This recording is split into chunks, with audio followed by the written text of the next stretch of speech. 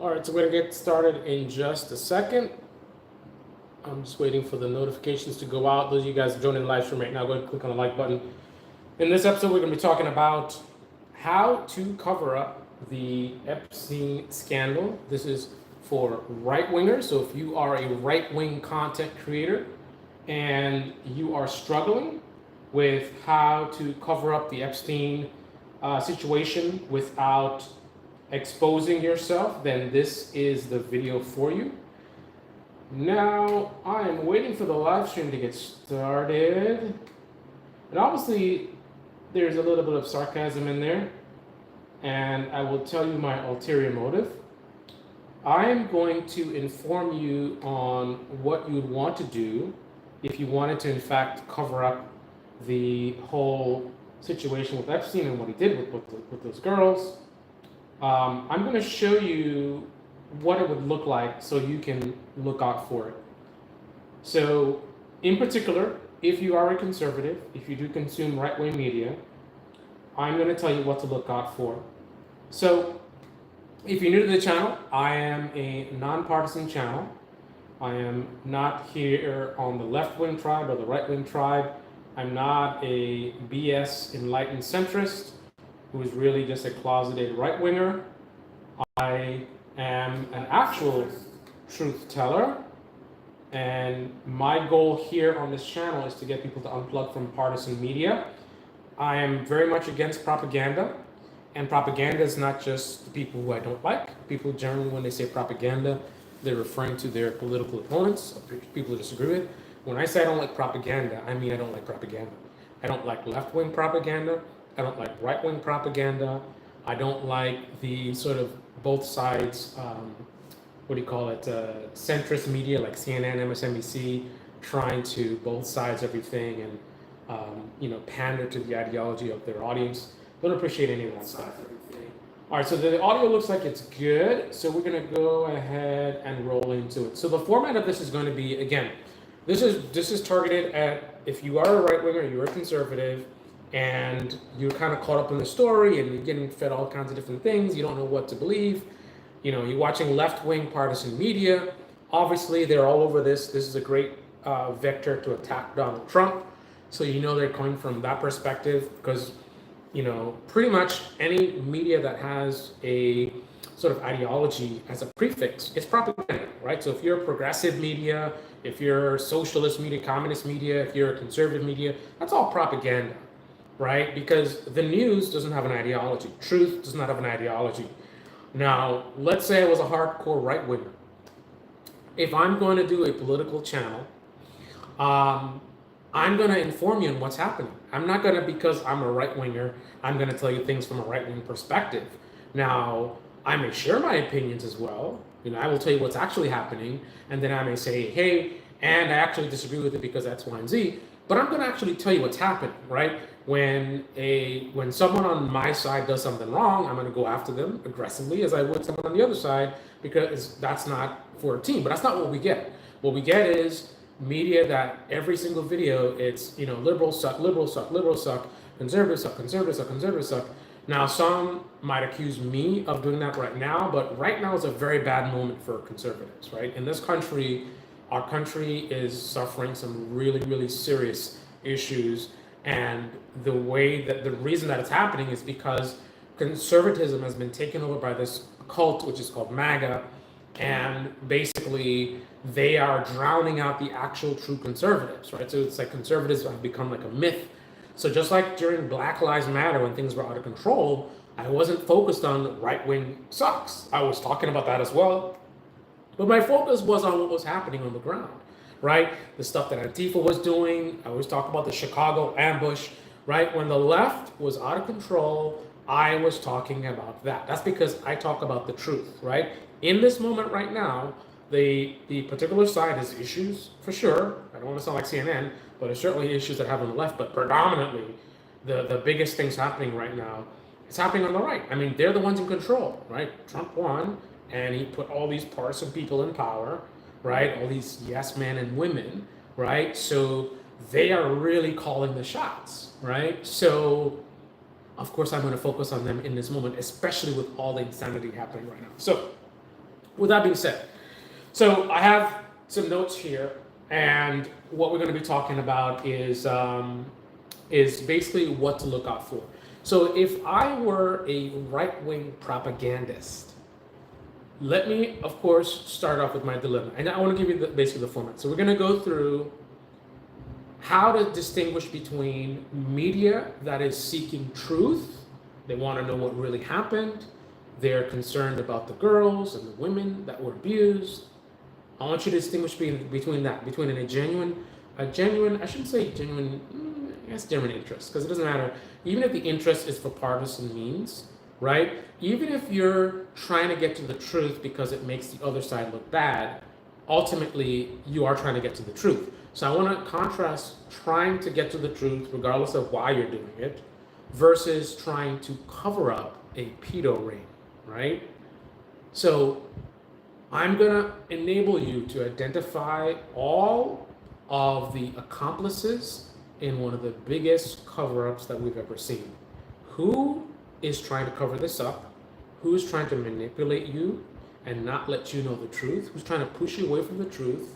And who's trying to push you to the truth? We're going to contrast how this story is covered. So when you listen to whoever it is, this is not about name calling and pointing out this person or that channel. I'm going to give you the techniques, right? I'm going to tell you the tricks that they would use, that they will use. Some of these things they may not be doing yet, but they will do eventually. I'm going to give you the fundamentals, right? If you're trying to cover up for Epstein, right? What are the fundamental things that you would do versus what you wouldn't do? So that's the basic format that I'm gonna go through here. So I have all of the points here that I'm gonna go through. I'm gonna contrast the way truth teller in this story, right? And by the way, just because a certain channel might be seeking the truth, it doesn't mean they're a good channel. It doesn't mean that they're a good person or good people. It doesn't mean that they even have good intentions. We are not ascribing any kind of intent in terms of why they're doing it. I'm strictly focusing on what the purpose of the content is. Is the content to inform you and shed a light on this very bad thing that happened and potentially bring people to justice? Or is the focus to protect these creeps and criminals who abuse those girls? That is the point, right? You could be an awful person, you could be a dishonest person. I could have made tons of videos calling you out for your horrible content. But if you're making videos that are truth-seeking, for whatever reason, whether it's clicks, whether it's propaganda, you're trying to go against the other side, I don't care about that. I'll leave that to you guys to decide why they're doing it. I think what's more important in this moment is to at least know who is truth-seeking and who is trying to do a cover-up. All right, so with that being said, we're going to go ahead and get into it. Anyone that's joining the live stream, go ahead and click on the like button as you join. I see Boss Black is here. Which car you own and what is your dream car? I'm not sure how that is relevant to the discussion. Do you recommend a gay lifestyle, says W? Okay, so if the questions are not relevant to the discussion, I'm not going to really acknowledge them. Sorry for that. I do appreciate your comments here, but we're going to try to stay focused. A lot of stuff we have to cover here, so I don't want to get derailed on this. So number one, and I'm going to go through what we're going to cover. So we're going to talk about who you would talk to. If you want to reveal the truth of the Epstein scandal versus covering it up, who will you talk to? Who will the truth tellers talk to versus who will the cover-up people talk to, right? And again, I want to be very clear. When I say cover-up people, I'm talking about people who are covering up and protecting pedos. I want to be very clear. There's really two sides to this story in terms of coverage. There are people who are protecting pedos, and there are people who are putting pedos at risk of being exposed and brought to justice, although I don't think that's going to happen. But let's just say if I were a pedo, let's look at it from this perspective. If I were one of the pedos who were involved in the Epstein scandal, I'm going to tell you the type of media that I would appreciate versus the type of media that would make me nervous. Even if I feel like, Trump is not going to do anything about it, so I feel fine. there's going to be certain types of styles of reporting that I'm going to be nervous about because, they're saying too much and too much gets out. I don't know. This could be like a snowball effect, right? So I'm going to tell you who I would like to have shut up if I were one of the pedos, right, with Epstein. So who will the media talk to versus who they won't talk to? Curiosity and suspicion. We're going to talk about what things the pedo cover-up media will be curious about and what things that they'll have no curiosity about. We're going to talk about also, in addition to that, I'm being a little boomer here with my technology. We're going to talk about how you handle incriminating information. When incriminating information comes out, what do you do as a pedo cover-up squad versus someone seeking the truth? We're going to talk about which files that you demand. Which files do you focus on? Let's release the files, right? What files are you talking about if you're pedo cover-up versus you're trying to get the pedos exposed? We're going to talk about also your target, right? Who you're going to target, truth tellers versus cover-up squad, the audience response, and I'm going to give you a little bit of a checklist. So when you're watching people talking about this, you can look out for these things, right? Regardless of whoever it is, whether it's left-wing, centrist media, mainstream media, conservative media, whoever it is you're listening to, I want you to look out for these things. So let's get right into it. Lucas is here saying, hey, good to see you, man. When you guys join, just go ahead and click on the like button so other people can see the stream. This is really important stuff that I want a lot of people to hear. Also, if you don't mind, just mentioning the state that you're in listening to this, that would be cool. So let's go ahead. Let's start with let's start up with who do you talk to, right? So truth-seeking media, right? Truth-seeking media versus the other side. So if you are part of the cover-up, right? You don't want to talk to Epstein's victims, right? So think about for a second, which YouTubers have shown any interest in the victims, right? Which YouTubers have been interviewing the victims? Which YouTubers have expressed interest in interviewing the victims? Which YouTubers have talked the most about the victims? If you're part of the pedo cover-up, you don't want to talk about the victims too much, right? That's going to be a sour subject, right? The people seeking the truth, they will be seeking to dig deeper. They want to reveal new things. In fact, if you were to do an experiment and watch different parts of the media, I think you're going to notice a very specific pattern. Some parts of the media, you will learn a lot of new things that you didn't hear about before. Other parts of the media, you're just going to hear stuff that you've heard before, a lot of opinions. You're going to hear a lot of defenses of all the people who have been talking about it, right? They're making it up or it's fake or whatever it is, right? Then there's going to be another side of the media that's going to have a level of intrigue, right? Who are these victims, right? Can we talk to them? I want to talk to them. What do they know, right? You would be doing, look at somebody, now I know I said I wasn't going to talk about names, but I'm not talking about names right now in terms of accusatory. Just as an example, Candace Owens. Candace Owens, not too long ago, went and interviewed a guy in prison. I forgot the name of the guy. The guy, he's in prison for some sexual-related crime. Someone in the chat, can you comment who this person is that Candace Owens did an interview on? And it was almost like a rehabilitation type thing. It was like, this guy, did some really bad things sexually, and he got accused, charged, he's convicted. And then she does her normal thing of just asking questions, right? If you're seeking truth, you would be, well, I shouldn't say like Candace Owens, but you would want to talk to Ghislaine Maxwell, right? You would want to talk to her. You would be trying to talk to her. You would be expressing to your audience that you want to talk to her. You think that she has a treasure trove of information. Now, if you're part of the pedo cover-up ring, you do not want to talk to her.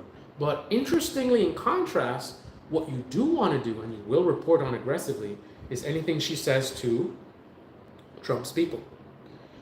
I think it's one of Trump's former attorneys, is going down there talking to a woman who is in prison for 20 years, who would do just about anything to get out of prison, right? Who wouldn't, right?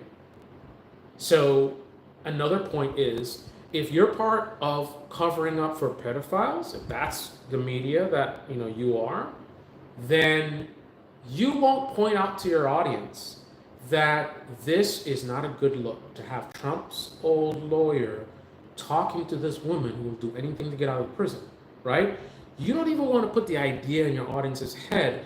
What if they manipulate her to, with deep state, right? What if the deep state, manipulates her and says, hey, if you protect certain people and you don't say this or you say certain things, we're gonna let you out. Like, they have a lot of leverage to to control what she says, right? So if you are part of truth-telling media, regardless of what your ideology is, the minute you heard about that, you might have done a video specifically on it, or you would have at least made a big point of it and said, ooh, this doesn't look good, right? Like, why are they trying to talk to her, right?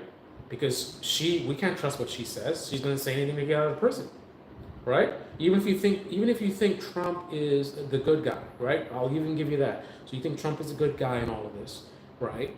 But you do believe there's a deep state, right? Because, I mean, you see how Trump's acting kind of weird. Like, if you believe Trump's a good guy, he's acting kind of weird, right? So there's got to be some kind of deep state power that's scaring him or doing things, right? So just like Laura Loomer said recently, she said, I don't trust, somebody asked her, who do you trust? She said, I don't trust anyone. And then she paused and she said, except for Trump. I mean, that's cult behavior. But let's put that aside. So you have a lot of people who have that mentality. They don't trust anyone else but Trump. So if you're of that mentality, then that means that even though this guy was Trump's former attorney, or whoever went to speak to her, you don't trust them, right? Trump's the good guy. He's the only guy you can trust. So how do you know what those people are saying? Like, wouldn't you be a little bit nervous about, and then it's happening behind the scenes? Here's another thing. If you're a truth teller media, then you'd be saying to your audience, even if you don't have a problem with this, you'd at least say something like, you'd express concerns about, is this being recorded? I'm not saying it has to be publicly released, but is it being documented? Like, are they recording what's being said? Like, we don't want to have like behind the scenes and who's in there saying what and telling her what. Like, we want transparency. Remember that word, right? But if you're part of the cover-up media, you're not going to talk about any of that stuff. You probably won't even mention or talk much about the fact that, first of all, you won't mention the person who's going in there is Trump's former attorney, right? Truth-telling media, you'll want to mention that because it looks bad, right? But if you're trying to cover up for pedos, you don't want to mention that, right? You don't want to give your audience any information that they can grab onto and be like, that sounds kind of shady. And then they ask too many questions. Maybe they start investigating on their own. And then you look bad because if you say something and they get curious, they start digging and then they find some stuff. And then they're like, hey, why didn't you talk about this stuff? It's not a good look, right? So if you don't even mention it at all, then you can just pretend like you didn't even notice, right? On YouTube, I do a lot of videos. I can't cover everything. I didn't know, right? So you either don't want to cover it or you're going to minimize on the details. But the side that wants to talk about truth, they're going to mention these things that are very concerning, right? So they're going to ignore the potential cooperation of Ghislaine Maxwell. You're not going to talk about that. Only interested in known villains like Clinton, right? You're not going to have a lot of interest in doing too much exploration into actually, because again, there's two sides covering this. There's one side that's covering for pedos, and the other side that's trying to expose them for whatever reason, right?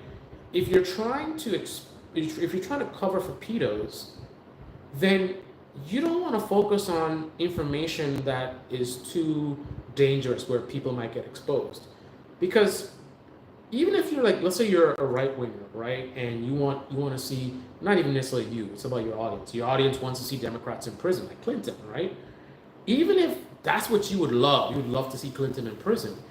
You know that this is a nonpartisan scandal, right? You know that there's folks from the Democratic Party and Republican Party surely tied up into this, high levels of government, right? So digging into the waters that has Clinton might also have people that will be uncomfortable, right? Trump is an obvious one, but Trump's not the only guy, right? So whether you're left wing or right wing, you're going to want to stay away from that. So what would you not want to focus on? Remember, Pam Bondi says she has all these files on her desk, right? They have tons of files. I think she has truckloads of files on Epstein. You don't want to talk about that. You don't want to focus on that. And I think another pattern is, so obviously the government is currently doing a cover-up, right? So since they're doing a cover-up, they are setting up like decoys, like don't look over here, look over there. So if you are engaged in a cover up with the government, so if you as a content creator are an accomplice with the government trying to protect these pedos, right? You're going to want to regurgitate the deflection. So Pam Bondi has all these files that might have Clinton, but might also have Trump, right? That's bad news. So the government says, okay, you want transparency? You want to see this stuff? Okay, so we're gonna get you the grand jury stuff, something else, right? You see, don't look over here, look over there. That's what the government does. So if you want to help the government to cover up and protect these pedos, that's what you're gonna do as well. You're gonna stop talking about the files that Pam Bondi had on her desk, right? And then you're going to focus on the grand jury, oh, it's coming in this, and we got to release it. And you're going to keep saying words like transparency, right? While not actually pushing for transparency. Like if you want transparency, you would be so loud about what's up with these files. They already have the files. Why are we going to judges trying to get stuff that you most likely would not get, something else you would not mention? If you are part of pedo cover-up media, you wouldn't mention to your audience from the get-go that, hey, odds are unlikely they're going to get these grand jury testimony. You're not going to want to mention that. If you're trying to expose these pedophiles, you'll mention that for sure, right? You'll also mention if you are part of the media that wants to basically, what do you call it? If you're part of the media that wants to basically, lost my chain of thought there. So if you're covering it up, you don't want to expose certain details, right? So you don't want to dig into like those files, right? So the government wants you to focus on a grand jury testimony. So you're not going to tell your audience that, hey, chances are they're not going to get those files. You're not going to want to tell your audience that even if they get the files are going to be focused on and isolated to, what do you call it? It's going to be isolated to the dead guy and the woman who's in prison, right? The grand jury testimony is about Epstein and about Epstein and about his partner. Partner's already in prison. The Epstein's dead, right? So from the get-go, if you are part of the truth media trying to expose the pedos, you'd be pushing back hard and saying, hey guys, like, what's up with this grand jury thing? And you would keep harping on it, like, what's up? Why are they still talking about grand jury stuff, right? And if you did that, your audience, who, perhaps votes for the politicians that are trying to cover this up, would be pressuring the politicians and saying, no, stop with this cover up. We want the files that you guys already have, right? And that's bad, right? So if you want to help with the cover up, focus the attention on the grand jury stuff. Get your audience to forget that they already have the files, right? And again, even though those files can actually expose not just the Clinton, but also expose other people, right, on the other side. So that's one thing. So I don't want to harp on that point too long. So let's continue. Investigate everyone, and also if you're part of truth-seeking media, you'll be interested in investigating everyone. You want to know, what did Trump do? What did the Clintons do? What did Bill Gates do? Right? You'll mention these names, right? If you're part of protecting the pedos, then what you're going to do is you're going to want to basically absolve Trump automatically, right? You're not going to say about why. You're just going to say, Trump, I don't think he did. I don't think Trump did anything, right? You will mention like Clinton and liberals and this and that, whatever. But all the tons of mounting evidence that makes Trump look bad, you're going to ignore most of it. Some of it that gets really loud, you might do a video just to kind of push back and do some kind of spin. But generally speaking, if you're trying to expose this ring, you're going to want to dig deep on anyone that has close connections. Trump was friends with Epstein for 10 years. He was partying with Epstein.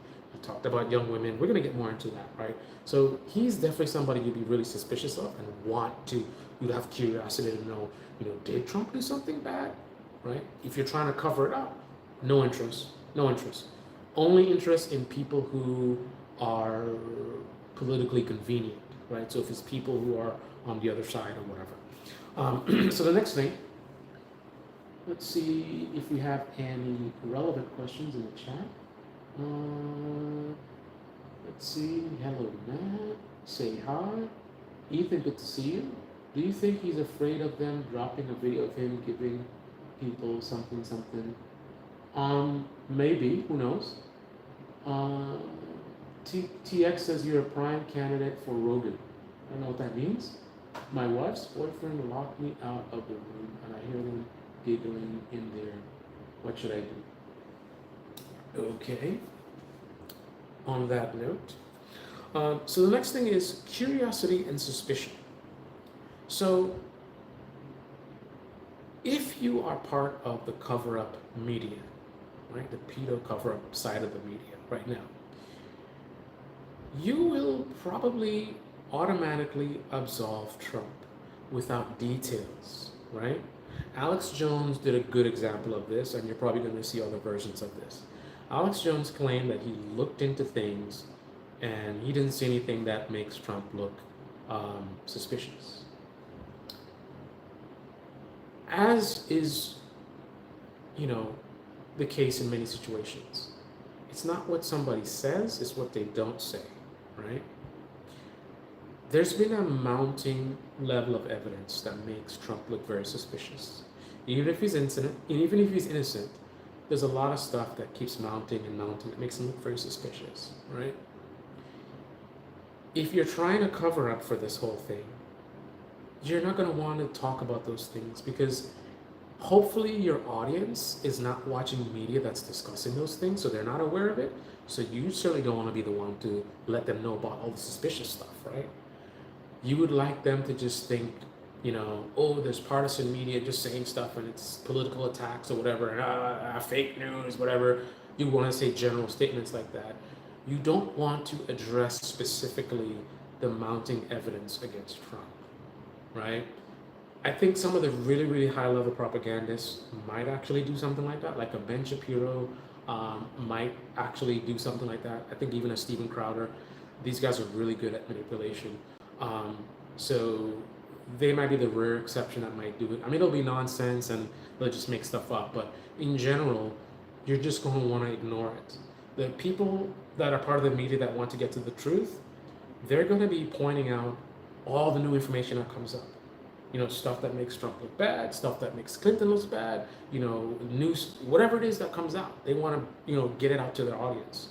But if you're part of the cover-up, you want to avoid talking about certain parts of the story, like, for example, things that make Trump look bad, right? So you will absolve Trump without saying why. You looked into it. What does that mean? What did you look into, right? You're not going to mention, they said that Trump this, but I looked into it, and actually what I found was X, Y, and Z. You're not going to elaborate on that. Right? You don't even want to say the words, right? If your audience doesn't already know about the things that make Trump look bad, then that is best. Leave it alone. Just claim you looked into it, and some people won't even go as far as Alex Jones. They will just simply say something like, people are saying Trump, whatever. I don't think, right? Not even giving a basis. It's not even like you're not going to give an argument because it's tough to make an argument. You're not even going to say something like, look at Trump's character. This is a guy, he's been happily married for 50 years. We never heard of any scandals with him cheating on his wife or anything like that. He's always very respectful to women. Just look at his track record and his character. He's known to be a very upstanding person, or whatever it is, right? They're not even going to try to build a case. It can be difficult to do so, right? But they're not going to try to build a case to justify why they think Trump is not guilty. Right, so that makes you wonder, do they really think he's not guilty, or are they just saying what their audience wants to hear, right? Because if they really believe that, then why aren't they sharing with their audience why they believe that, right? Why would the most you get is, oh, I looked into it. Looked into what exactly, right? Pay attention to stuff like that, all right? So if you're part of the cover-up, you're not gonna show any suspicion about Trump, right? Trump was friends with Epstein for 10 years, partied with him. None of that looks suspicious to you. Like, whatever, people party, whatever. You're just gonna dismiss it, whatever. Now, in contrast, the amount of evidence against Trump. Imagine if it was connected to Obama or Clinton or anybody else. that's on the other side, right? All of a sudden you'd see a big interest, and these bombshells would be reported first, probably by right-wing media. The left-wing media would report it. Like they've talked about Clinton about the 28 times on the chat. Like the left-wing media has talked about that stuff, but admittedly, I mean they are propagandists, right? So admittedly, right-wing media would probably beat them to the punch, right? Because right-wing media would be digging and thirsty for anything that makes Obama look bad or Biden look bad. So they would report on it before it's even confirmed, right? They don't care. Like a rumor, and I have a good source that said that Clinton was on the jet 28 times, right? You'd report on it without confirming the sources or whatever. And then when it's actually confirmed, then left-wing media might report on it. So right-wing gets they were first, right? But because, the stuff is about Trump, if you're part of protecting pedos, you're going to not report on it, you're going to ignore it, or you're going to hand wave it away if you even talk about it at all, right? So the other thing is, you're going to also repeat the silly line of Trump kicked him out, right? And this is an important thing. So this is a common thing. It's like there's dozens and dozens of suspicious connections between Trump and Epstein and the pedo ring, right? Many people have been ignoring all of those things. And then they focus on one thing that, is like Trump's saving grace. He kicked him out, right? Here's one thing, and this is getting away from media and getting to the audience, right? Whenever someone says Trump kicked him out, ask them why Trump kicked him out. Now, I know this is it's late to ask this because of the news stories, but I noticed that most of them have no idea. They would just guess and say, oh, because Epstein was doing things with girls or whatever, right? So they don't even know the story. And that tells you that, yes, the media is involved, part of the media is involved in the cover-up, and they're protecting pedos for sure.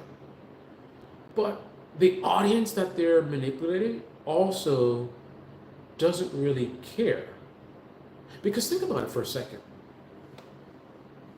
If a bunch of people are saying they think Trump is guilty of doing some stuff with these girls, and then you hear someone say, oh, that's nonsense, Trump kicked him out of the club or whatever, right?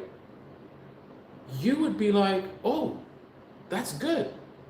I like Trump. I'm glad to hear that Trump didn't stand for this. But because you actually care about this stuff, you'd want to know more, right? Why did he kick him out of his club, right? You'd want to know why. And since most people in right-wing media or whoever is saying this, when they just say, oh, Trump kicked him out, they don't share why, you'd want to investigate yourself. So when someone asks you, why did Trump kick him out, you would know the answer, right? But most of them, they didn't know. They would just guess, right? There's no universe where you actually care about the pedophiles and what Epstein was doing with those girls, and there's all this evidence that makes Trump look suspicious, and you would push back and say Trump kicked him out, but yet you don't have interest to even know why? Because here's the situation. If you really were concerned about those girls, right? Even a small chance that Trump might be guilty would be very unsettling, right? You would recognize that the media you consume is probably not going to want to look into that very much, right? They're probably not going to want to be incentivized to really dig into it. So you're going to realize that you have to, on your own, investigate, right? And if you're not going through those motions, that means you don't really care. Because think about the reality. If Trump is actually guilty of getting involved with those little girls, and he's now currently president, and maybe you voted for him, and you're currently supporting him and saying he's the greatest president in your lifetime, I mean, even if there's a small chance that he's guilty, you'd want to know. How can you sleep at night wondering, like, might Trump have done something? I mean, Trump has done suspicious stuff enough outside of Epstein, just in general, like the way he talks about women, just his life in general. I mean, he looks like the type of guy that would do some creepy stuff, right? Now, would it go as far as to be underage girls? Don't know. But he is suspicious enough that with all this mounting evidence, if you really cared, you would definitely know why Trump kicked him out, because you'd be investigating it yourself. You wouldn't sit back passively and wait for the media you consume to tell you. You would be digging. And it's not that hard to find out the story. So you would know. So if you don't know, you don't care to know, right? You don't really care about the girls or the women, right?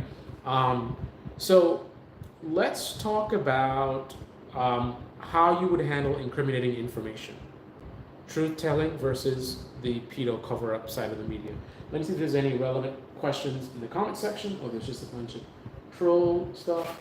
Know what the hardest part of riding a scooter is? Okay. Man, I do got a question. What's the difference between a leftist, a progressive, and a liberal? I've been hearing folks making distinctions. They would say they're a progressive but not a liberal. Chris Mo. That's kind of getting outside of the conversation here, but I would say in this country, first of all, I think in general our politics are broken. So, like for example, there's no real conservative movement. There used to be at some point, but it's now been taken over by a cult. All the traditional values of conservatism don't really matter much to people who would call themselves conservative. So calling yourself conservative doesn't really mean anything. Calling yourself MAGA, more so than saying you're conservative. Progressive, leftist, I mean,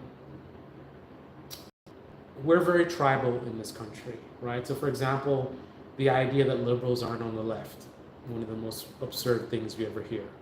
I mean, at a minimum, you would say liberals are center left, right? But they do the no true Scotsman thing of you're not left enough. Everyone to the right of me is not on the left, right? Oh, David Backman, he's not on the left. He's a right winger, or whatever they would say, right? So I would say labels in this country don't mean anything. I mean, this is a country where I think on average people don't know what the word racist means. They don't know what the word literal means. People are still talking about tape in a digital age. I mean, we stopped using tape for decades. Illiteracy rates are very high in this country. We're not a very smart country. We're not doing very well educationally. Our schools are problematic, and now they're dismantling the Board of Education. So I mean, truth sucks, right? It's hard. It's hard. Some people can't handle the truth. The reality is, idiocracy may not be our future, but more so our present, right? So there are a lot of people in this country, whether they're progressives or leftists or conservatives or centrists, that are just lost. So the short story is labels really mean nothing in this country. If you want to know where somebody stands, ask them where they stand on an issue. Ask them what their values are. Don't ask them what their label is, right? So, can you do God debates? I don't think so. I think I've done enough of that with my dad. So the next thing is, how do you handle incriminating info? So cover-up media versus truth-seeking media.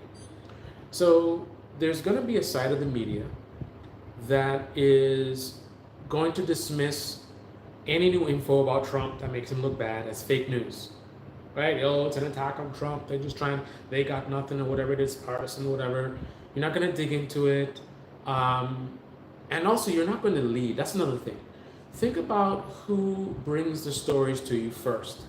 If something bad comes out about Trump, right? Who is telling you about it first versus who's reacting? If you're truth-telling, you're going to be paying attention. And the minute something bad comes out about Trump, you're going to report on it. Now, if you disagree with it or whatever it is, then you'll disagree, but it's not going to be a reaction, right? You would have across the board, regardless of left-wing, right-wing, centrist, everyone saying, hey, this new thing came out about Trump and it looks bad, or hey, I don't think it looks bad. As opposed to, you're going to have part of the media saying this thing came out about Trump and it looks bad, and then a little bit after, a couple days later, whatever, you have another side of the media that says, oh, the media is trying to, meanwhile, you're the media as well, right? The media is trying to, you know, the typical games, right? So my eyesight is horrible. downplays and buries Mar-a-Lago recruitment allegations. So if you're part of the cover-up, you're not going to talk to your audience about the fact that these girls were being recruited at Mar-a-Lago, Trump's club, right? Trump's good friend for 10 years was recruiting girls at Trump's club. In fact, Trump just admitted that some of the underage girls that Trump had working for him for some reason were recruited by Epstein for you know what. So, your good buddy, who you party with and look at young girls with, I'll say young women, just to try to be fair. I don't know if you looked at young girls, but I'm just talking about factually what we know. You're looking at very, very young women, right? And you're looking at, ooh, whatever, right? You're partying with this guy for 10 years, right? Meanwhile, this guy is trafficking women and girls at your club. Some of the girls used to work for you. And 10 years goes by. And also remember, he would have been trafficking these girls to friends of Trump, right? Trump was at Clinton's wedding, or Clinton was at Trump's wedding. Like they had some level of closeness, right? Clinton and Trump. You have pictures of them at the wedding, right? So Trump's associates and friends would have been using these girls, like, basically they're like Johns, right? They would have been customers of Epstein. And you mean to tell me Trump didn't notice anything? Think about that for a second. We'll get more into that in the end. So the next thing is, you would pretend like both sides are equally implicated. Now, if you objectively look at the evidence, there is no both sides equally implicated. I believe that Bill Gates, Bill Clinton, what's up with the Bills? Bill Gates and Bill Clinton, there's some other guy, I forgot the name of some other guy, I think he had some connection with Mossad or something. I don't remember the name. Someone commented in the comment section, you know who I'm talking about. There's another guy who had a lot of suspicious things with Epstein. I believe that they're guilty. I believe definitely Trump is guilty. But the evidence, if I were to compile evidence of like why I think Trump is guilty, why I think Gates is guilty, it's not equal, not even close, right? Anybody who thinks Clinton is guilty but doesn't think Trump is guilty is either a moron or lying to you. Sorry to say. We can't know for fact what everybody did, right? But if based on what we know, you think Clinton is guilty, but not Trump, nah. Weighs evidence honestly, even if lopsided. So the next thing is, which files do you demand, right? So part of the media is going to want to distract about unreachable files like the grand jury testimony, right? I'm not saying they're literally unreachable, but the odds are they're not going to get the files. And if they get the files, they're going to be heavily redacted.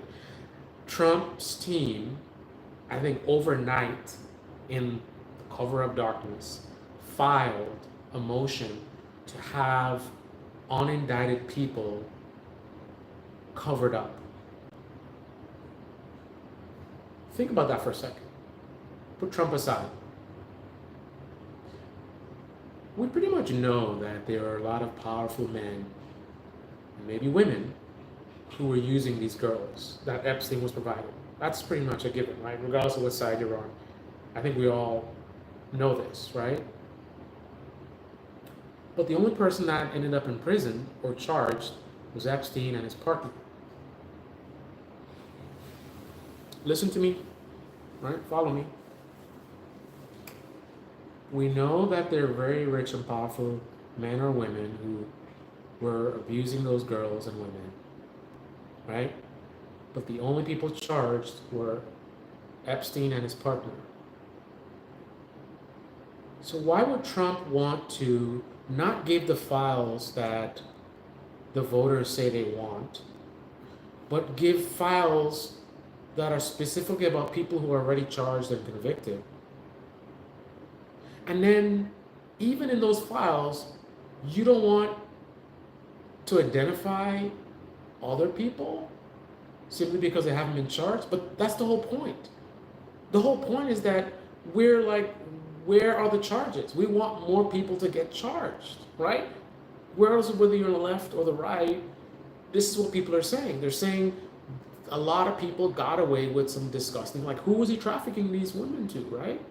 We're like, where are these people? We want them charged. So if you're going to search for files, so you already have tons of files where this kind of information would already be. But instead of releasing those files, you're going for files that you most likely won't get. And even if you get it, we're not going to know who the people are who were using these girls, because Trump and his team wants those names to be protected. Now, if you don't actually care about the truth, that can easily be spun, right? So if I'm a right-wing media person, or whatever ideology, if I'm part of the media that's involved in a cover-up, all Trump has to say is, they're not indicted, man. They could be innocent people who want to ruin lives. Like, what if somebody like, there was a guy from ABC News or something who may have had dinner with Epstein or something, totally innocent, right? Maybe he's doing a story, right? You put his name out there, next thing you know, people start making accusations and they ruin his life. If you really don't care about the truth, spin like that will work, right? And it will work because it has some kind of a logic to it. You're like, yeah, that makes sense. Like, imagine someone's name being released in the files and they actually didn't do anything wrong. Like, you should protect their names, right? But if the mission is to find these other perverts, how are you going to do that if you redact their names? Like, what's the point of these files? What are we looking at? What's going to be in the files that we can use to expose these pedos if you're going to be protecting them, right? If we even get those files at all. And remember, they already have the files. Like, the files that they're going after are tiny. The files that they have are literally truckloads. They have truckloads of files which would have dirt on Clinton, on Gates, and definitely on Trump, right? Here's another point. People who have been saying for a long time that they don't think Trump is in the files. Now, I'm being objective here. I'm being fair. Some people said that because they're just thinking on a surface level. They have this cartoonish view that the files or the list is just a list of names of like the men who were abusing these girls, right? So because of that, they're saying old age is a wonderful thing. Lost my train of thought. They think that the list is just, why they would think that Trump's name is not in there. Because they have this cartoonish view that it's just like a list of all these like perverts, right? And they're like, Trump's not a pervert. I don't know why they would say that. We'll get into that. But they're like, Trump's not a pervert. So why would his name be in there? Or even if he's a pervert, he definitely didn't do anything with any little girls. I mean, come on, right? So that's what they're thinking. But for the other people who are not thinking so cartoonishly simple, who think his name wouldn't be in the files because, like, why would it be in the files? That's stupid. Let's think about this logically, right? And objectively. So they're investigating a pedophile ring where the recruitment was happening at Mar-a-Lago, Trump's club. Trump was friends with this guy, very close friends for 10 years. He partied with the guy. Talked about publicly that he liked them young, right? Why on earth would he not be in the files? That's absurd. I mean, again, if you're not looking at the cartoonish view of like, it's just a list of perverts, then you would realize that the files would include potential suspects, of which Trump would be one. Why on earth would Trump not be a suspect? Think about if you were an FBI agent, right, and you're just doing your job and you're following investigative tactics. why would you not name as a prime suspect the guy who's good friends with the one trafficking these girls? I mean, put Trump aside and imagine any other scenario. Imagine that there's a child sex trafficking ring happening right now in Arizona, right? And the guy who's doing it is good friends with the owner of a nightclub, right? So you have a nightclub where the trafficking is happening, right? And the owner of that nightclub is friends with the guy doing the trafficking. In what world would the owner of the club not be in those files when they investigate? I mean, it would be negligence for them not to be in the files. You would need to, at a minimum, you would need to clear the club owner. Like, did the club owner know it's your club? They're trafficking girls in your club, right? And you knew this guy very well. It's not like it was a casual relationship and hands off. You knew this guy, right? Did you know anything? Did you hear anything? Even if you think that the club owner is innocent, the club owner might have evidence. The club owner might have seen something or heard something. Maybe, the guy who was doing the trafficking, used to always show up with some guy named Fred. Fred turns out to be the guy who actually recruits these girls, right? The club owner doesn't know what's happening, but he knows Fred because Fred always comes with this guy at the club, right? He doesn't know what they're doing, but he knows Fred is there. So what can you tell me about Fred? Oh, Fred is this and that, and Fred always talked about he has a house in Malibu, right? Oh, house in Malibu. Now let's go investigate the house in Malibu. So even investigating other people would necessarily involve the club owner. So there's no reason why Trump's name would not be in the files, right? His name should be prominently in the files, regardless of whether he's innocent or guilty. So anyone who was just automatically dismissing, oh, he's not in the files, again, either you're thinking too simplistically, or you're being dishonest, or you just don't think very critically, right? His names have to be in the files, right? And if his names aren't in the files, that is a major scandal. The FBI was protecting him for some reason, and you have to wonder why. That's the only reason why he wouldn't be in the files, right? And remember, this is before Trump was president, right? So why on earth would the FBI particularly ignore the owner of the club where the thing is happening, who's friends with the guy who's doing it, right? And we're gonna get more into some of that later on. Chris says, in your opinion, of course. Man, I got a question. What is it? MAGA is really trying to sweep the Epstein stuff under the rug for sure, but they were everywhere saying release the Epstein files, right? Yep. That's for sure. Someone said something, I guess mean. Blue Ocean is in the house and deleted something that they said.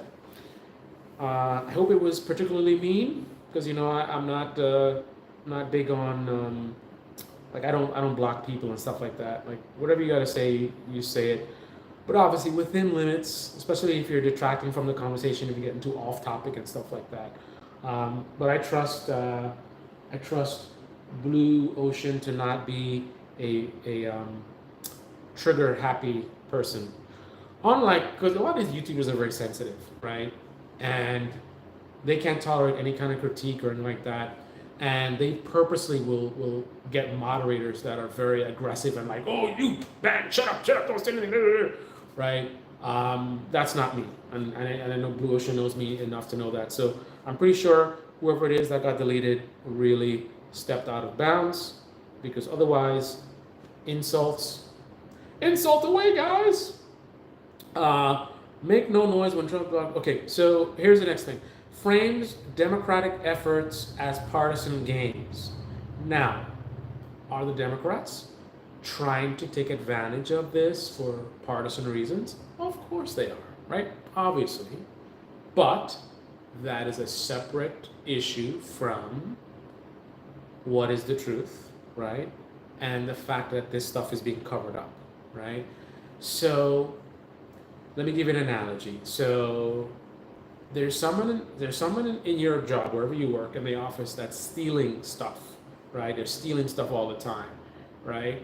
And there's a person who wants their job, right? And this person spends a lot of time documenting and taking pictures and tracking them stealing stuff and puts together this strong case like, hey, this person's stealing stuff. Okay, so you can have a very childish response and say the only reason that they're doing all this work is because they want the person's job. And you'd be correct. That is why they're doing it. They don't really care that the person's stealing stuff. They're just trying to set them up so they can get their job. But separately from that, the person's actually stealing stuff, right? They're actually stealing stuff and they should be held accountable, right? So the fact that the Democrats are obviously using this for partisan reasons is irrelevant, right? The only thing that matters is exposing the pedophiles and having justice served. All the girls and all the women who were victimized, right? The important thing, the most important thing, is that justice is served beyond just Epstein and Ghislaine Maxwell, who's probably about to be pardoned. So we didn't get anywhere near the type of justice that we should have seen. And half of what we saw is possibly going to get taken away because of MAGA, because of the right-wing movement, which has become basically MAGA, right? So anyone that really cares about the girls shouldn't even care that the Democrats are taking advantage of this. Like, who cares? Like, if you really care about the girls, you'd be like, go ahead, Democrats. Please take advantage of this, because the things that the Democrats are doing are pushing us closer to accountability. I don't think it's going to happen, but if we're ever to see accountability, the way that that's going to happen is with what the Democrats are pushing for. Democrats are pushing to release the actual files, right? Trump is trying to do, let's do the grand jury testimony that we're never going to see, and if we see it, we're going to redact all the names. That's what Trump is giving you.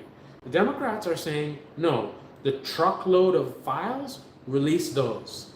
So anybody that cares about the girls and women, who cares why the Democrats are doing it?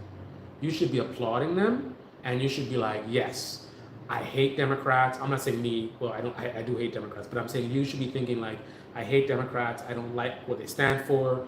They're into trans people, and I hate trans people, or whatever it is that you feel, right? They're into socialism, right?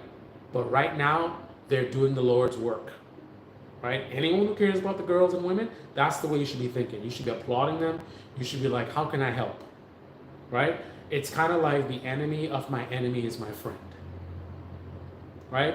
If the pedophiles are your enemy, right? Right now, the enemy of the pedophiles is the Democratic Party, not the Republican Party. If I were one of those pedophiles, I would love the Republican Party right now, who blocked the release of the files twice, who are trying to release files that may not get released, and if they do, they're going to make sure that the names of the pedophiles are covered and redacted. So if I were one of those pedophiles who abused the girls, I would love the Republican Party. I would love right-wing media overall.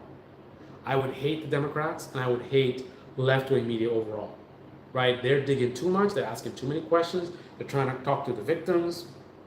They're exposing a lot of the trickery, trying to like, don't look at these files, look at that files. And then these damn Democrats are exposing it and saying, hey, what's up with the files, truckload of files, right? That stuff, if I were one of those perverted men who abused those children, I would be very mad with the Democrats right now. I would be in love with right-wing media. I would be in love with definitely Trump for sure, right? Because Trump is doing a lot of work to protect you, protect your name, protect you from ever seeing a day in prison, right? And ironically, I think he might not be doing it for altruistic reasons.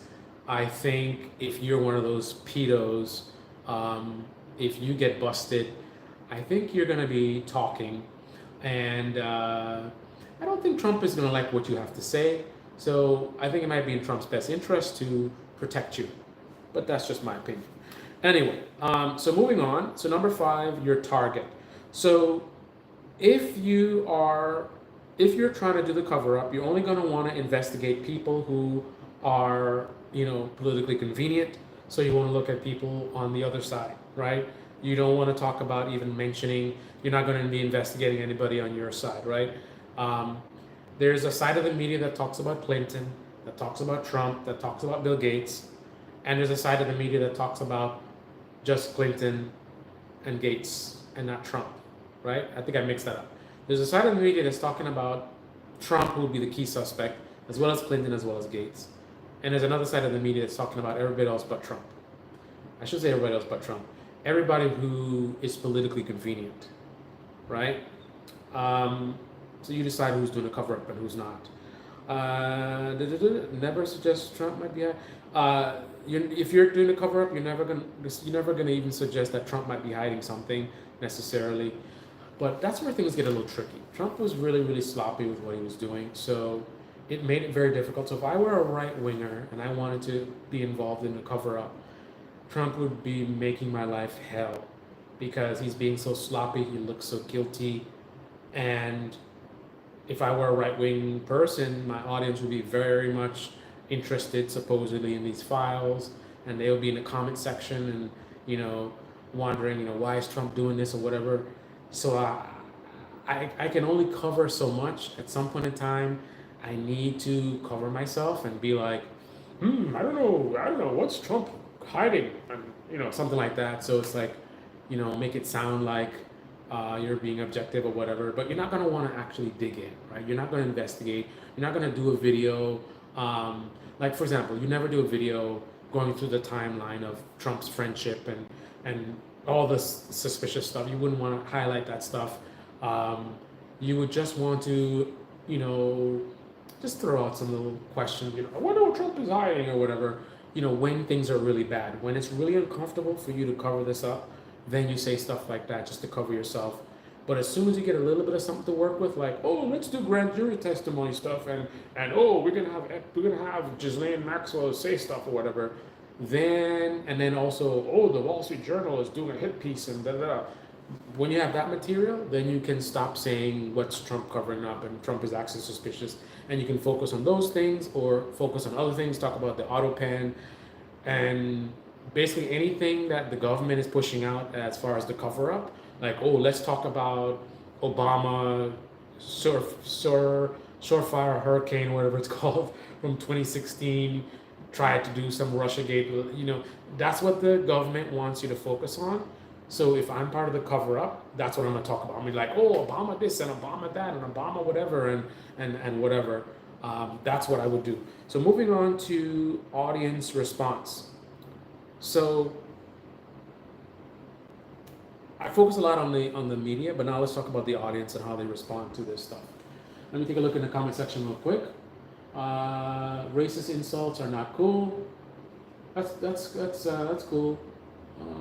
I think we went to.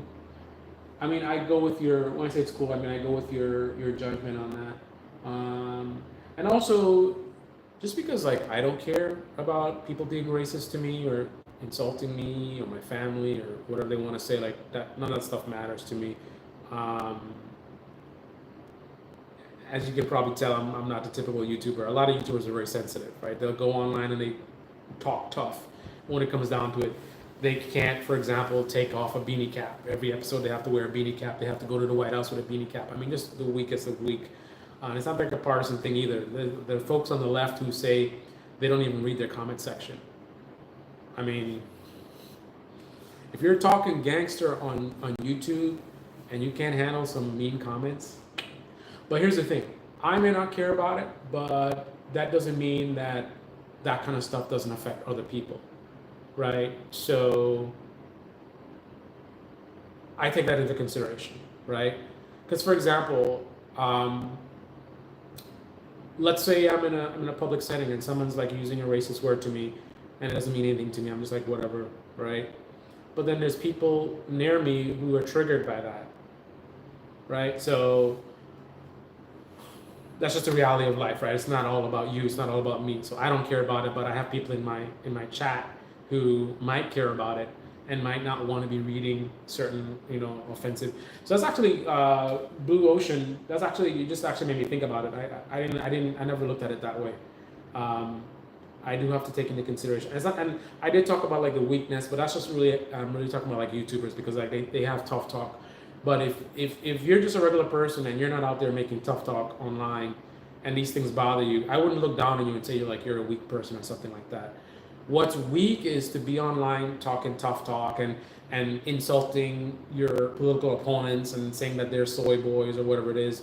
But then you're balding and you can't take off your cap, or you can't, or you're a left winger who can't read your comment section. It's like, you know what I'm saying? Like, you gotta walk the walk, man. Anyway, let's see what else we got going. You want to know something crazy? We know Obama, Michelle, and Kamala are on Diddy party attendees list. Probably. Who knows? I shouldn't say probably. I don't have any evidence to support that, but I don't really care about Obama and Kamala. They're not my friends. I don't. Unlike a lot of people online, like I don't find the need to cape for elites. These people are very wealthy. If someone is accusing them of stuff, they can hire like the best lawyers or whatever. Like, they're good, right? They gonna be all right. So I'm not worried about them, right? So if you think that Obama and Kamala, they were at Diddy parties, maybe they were the ones planning the Diddy parties. All right, if you got evidence, put it out there, lock them up. Lock them all up. That's what I say. Lock them all up. Lock up Kamala, lock up Joe Biden, lock up Trump, lock up,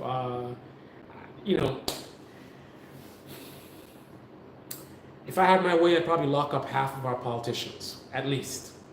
I'm sure if I dig deep enough, I could find. I would want revolution in this country.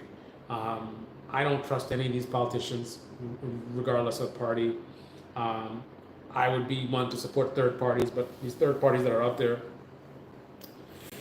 I don't really like what I'm seeing.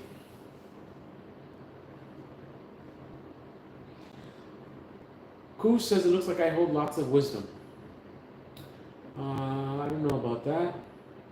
America's Circus. Would you rather watch a tree grow or a Negro? It was under Biden.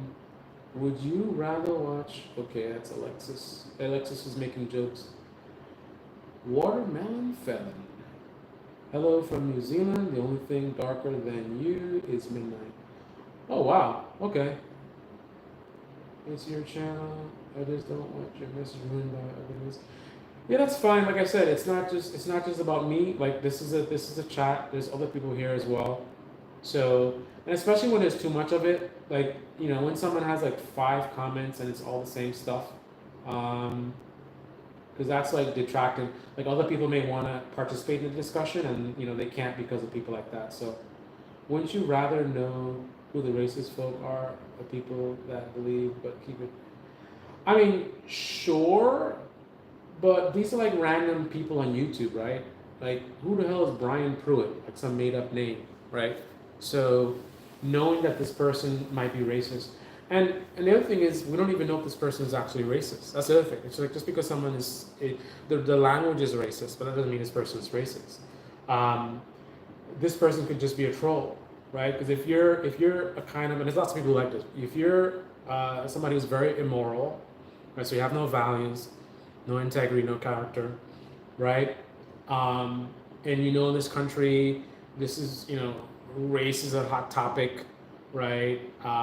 And certainly someone that looks like me, you'd expect to be like a Young Turks viewer or a Dr. Rashard Ritchie viewer. So I would be so conditioned to just be like, oh, how dare you? You know what I mean? So if you're a troll, even if you have no issues with skin color, you might say racist stuff because you think it's gonna bother me, because you're trolling, right? So I don't know. This person could be racist. They might be racist. Might not be racist. Doesn't really matter to me. But the reality is, we have no way of knowing. But I guess again, the point why I bring that up is because getting to know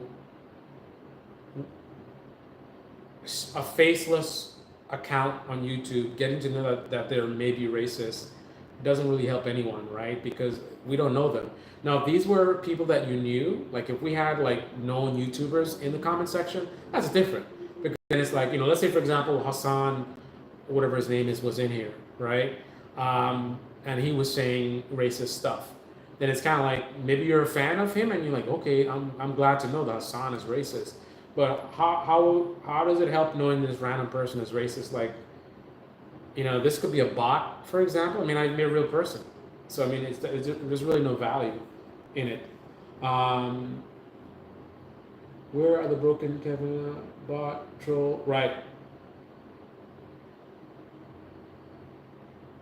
Anyway, see, and that's the other problem. You see how much time I spent talking about that, getting off topic, and there's a lot of stuff we have to cover. We're getting on to the final section here, but that just took up a lot of time. So even though it doesn't bother me, it is not constructive because it's like distracting. And again, there's people watching who don't want to see that stuff, right? Audience response, demand an investigation, even if it hurts their guy. So that's a good thing. So if you really care about the girls and the women, you'd be demanding and you'd be pushing hardcore for an independent, what's it called, independent counsel? I forgot there's a term where you get an independent person in to actually do the investigation. Especially if you're like a deep state, the deep state, right? If you're a deep state person, or you went with if you believe in there's a deep state, blah blah blah, and even though Trump cleaned house and put all these people in power, you still believe there's a deep state that's doing stuff and restricting him from doing stuff. Why would you trust the people that are down there talking to Ghislaine Maxwell and Pam Bondi and all these people, right? You would want an independent person to come in and do the investigation, right?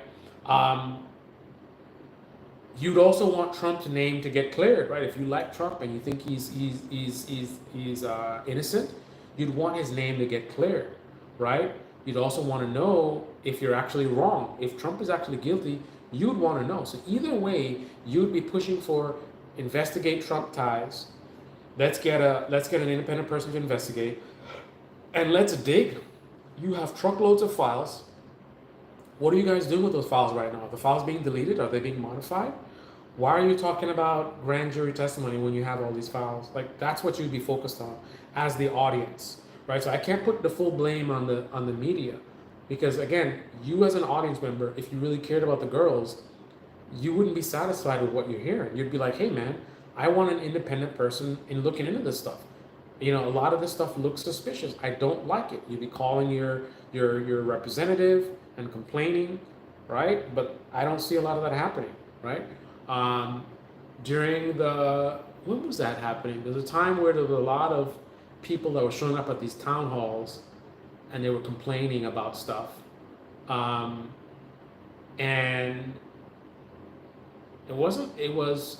I think it was liberals in red states, but it was definitely some conservatives as well who didn't agree with what Trump was doing.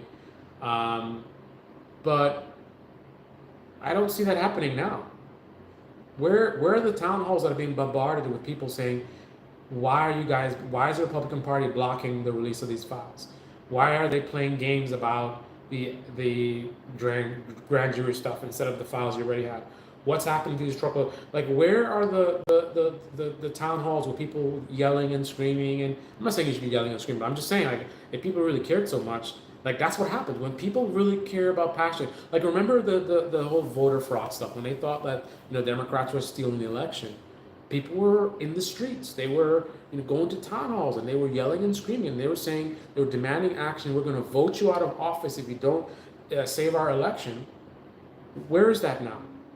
The only people that are pushing for this are Democrats, right? And liberals, obviously for partisan reasons, but still, the fact of the matter is they're the only ones pushing to get to the truth, right? If you had a situation that's equal where everybody wanted the truth, then you would have the Democrats and the Republicans both aggressively pushing to get the files that they already have released, right? The Republican Party would not be blocking the files, and they would be raising hell. You guys have truckloads of files. Release those files now, right? I don't hear anything. What does that tell you? So also, here's another thing. As an audience member, if you feel fine trusting a man who was friends with a child sex trafficker. Think about that for a second. Same thing with Matt Gaetz. Matt Gaetz was good friends with a child sex trafficker who's in prison right now. And he won his election easily. So clearly his voters don't care that much about child sex trafficking, because the fact that he was good friends with a guy of that character, and that guy didn't just do that one thing, this guy was doing a lot of bad stuff, and this is who Gates was friends with. That should leave a bad taste in enough voters' mouths that he should struggle to win and hopefully lose. But he won handily, which proves this whole talk about protecting the children, it's a lie, right? It's a lie. I mean, there's been so many politicians that have lost elections just based on vibes, right? Like, they may have so many good things going for them, but there's this one thing that they did that left a bad taste in people's mouths. And when it came time to vote, they were like, I don't know about this guy. But this guy was friends with a child sex trafficker, Matt Gaetz, and won easily. Trump was good friends with a child sex trafficker for 10 years. Either he is a degenerate, which is why he's hanging out with a degenerate, or he's a complete buffoon, right? He's so dumb that he's hanging out and partying with a guy who's trafficking women out of his own club, and somehow he doesn't know. Think about that for a second. Let's dive into that for a second. Think about all the potential leaks, right? Some of these girls used to work for Trump. You mean to tell me none of them went to Trump and said, hey, Trump, did you know your good friend? Do you know what he's doing to us? Do you know what he did to me? When have you ever seen a situation like this where no one defects? No one said anything? No girl, maybe she was on drugs, she was high that night, or she got drunk one night. For 10 years, none of these girls said anything. None of Trump's friends who were definitely using these girls, because who was Jeffrey Epstein trafficking the girls to? It would be people that Trump are friends with or was friends with, or his associates, right? It's these elites, like Clinton, right? Like Gates, right? So necessarily, somebody like Trump, a well-known name, who's always throwing these parties and hanging out with these elites, clearly some of these men that these girls were trafficked to would be Trump's friends or associates. And in 10 years, none of them ever one night said to Trump, like, hey man, your buddy's got a real nice operation. But what operation? Oh, the girls. What are you talking about? What girls? He's a finance guy. Oh, you didn't know? And then Trump gets suspicious, like, what was that about? Maybe the person shuts up, and Trump's like, what was this guy talking about girls? Right? What's Epstein doing with girls? Right? Oh, and by the way, oh my goodness, I just realized this. Trump said that the reason he fell out with Epstein is because he was stealing his girl. So number one, Trump has an underage girl working for him, right? What would Epstein be taking those girls to do? It's not like Epstein also had a club, right? Trump was the guy who had the pageants, right? The Miss America or whatever, right? He was the one with the spa, the world famous spa. He had a need for these young women. I don't know why they were underage again, but regardless, Trump was the one who had the business. Why would Epstein, a finance guy, be taking girls from Trump's business? To do what? What was he hiring them to do? Now, clearly we know he was taking those girls for his ring, but what did Trump think was happening? Like, does that make any sense? Like, think about that for a second, right? Well, what was happening? In 10 years, you mean to tell me that no one ever mentioned anything? So think about who Trump is. Trump is the guy who says, grab it. Well, actually, I'm jumping ahead, and yeah, that's actually the next section. So I'm jumping the gun. We're gonna get into that. We're gonna dive deep into that. But if you guys in the comment section, if you believe it's absurd to not at least be suspicious that Trump, and it doesn't have to be underage girls, by the way. Not all the girls were underage, right? So even if you think he was just using some of these girls, like the, young women, let's say 18 and up. If you think it's absurd to not even be suspicious that Trump didn't participate in this on some level, whether it's minors or not minors, if you think that's absurd, hit 1 in the chat. Hit 1 in the chat if you think it's absurd to not even be suspicious. I'm not saying that Trump did something, to not even be suspicious, right? And we're going to get into why you should be suspicious in the next section. But if you think that's absurd, hit 1. If you think that makes no sense and that's not a point, that's not a valid point, you think Trump is totally innocent and whatever I said is nonsense, just hit 2 in the chat. 1 if you think it's absurd, 2 if you disagree. So here's the cover-up behavior that we just talked about. Let me zoom in with my blind eyes. So I'm going to check on the chat in a second. Hopefully there's something constructive there and not ridiculous statements. So if you're part of the cover-up of these pedophiles, you don't want to talk to the victims, right? Interviews with victims might reveal new evidence, and you don't actually want new evidence because it might not just be on Clinton, it might be Clinton and Trump, right? So let's just ignore the victims. We'll let the other side of the media, if they want to do that, let them do that, and maybe we'll mention it, maybe we'll talk about it, but we're not going to dig.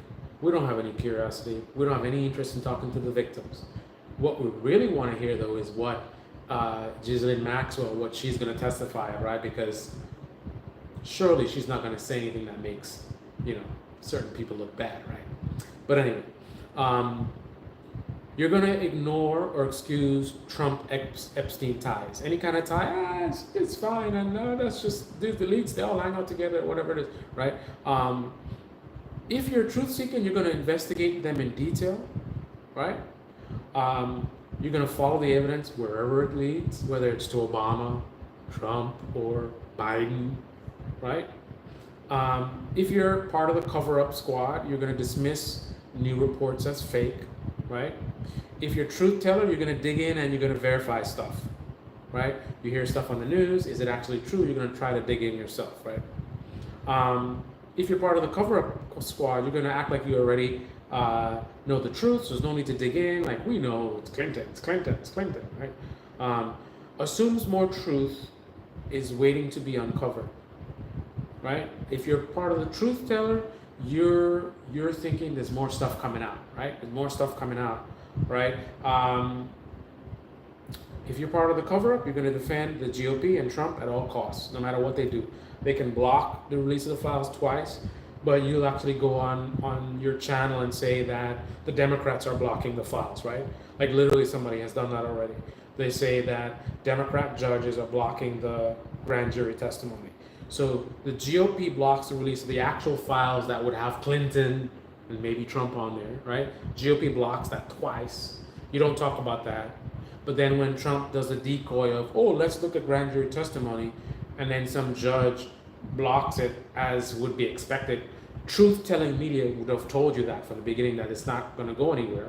But if you're part of the deflection crew, you won't tell your audience that's not going anywhere. So when the judge blocks it, you can be like, look at this, these activist judges, right? And then you just dig into the judge, and if there's any connection, no matter how remote, to the Democratic Party, or they shook hands with Obama one time, you're going to focus on that and be like, the Democrats don't want the truth to come out, right? Meanwhile, again, the Republican Party literally blocked it twice, right? That's what you're going to do. All right, so let's move on to Trump.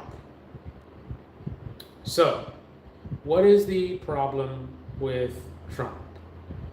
So let's move beyond the Trump derangement syndrome and just focus on what we actually know and try to be objective and follow the truth where it takes us and try to do some analysis beyond surface level, right? Let's act like we have the ability to think. So let's go horizontal so I can see. I apologize, guys. I'm an old man. Okay. So the way that I approach this is if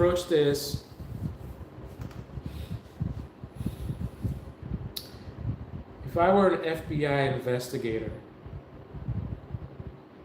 looking into the Epstein situation, and I wanted to find out who these men were that were abusing these underage girls, how would I look at this, right? What would be my approach? If I just wanted to get to the truth, I want to get criminals behind bars, right? So before we get into that, I'm going to take a quick look at the comment section.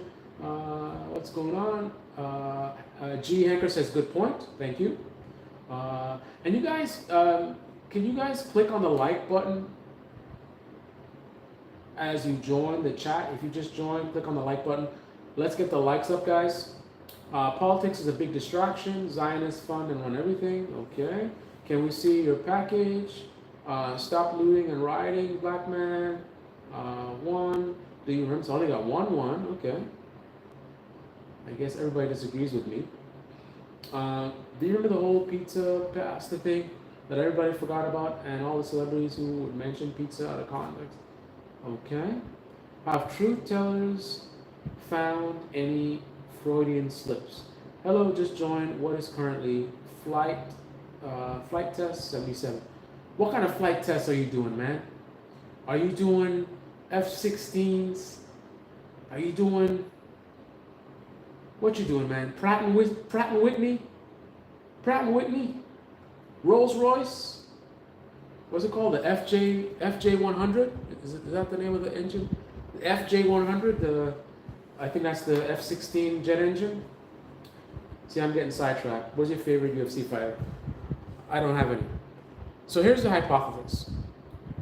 Jeffrey Epstein systematically surrounded himself with powerful, influential men who had a track record or appetite for young women and a sexual deviance, particularly those willing to stay quiet, be complicit, or indulge, right?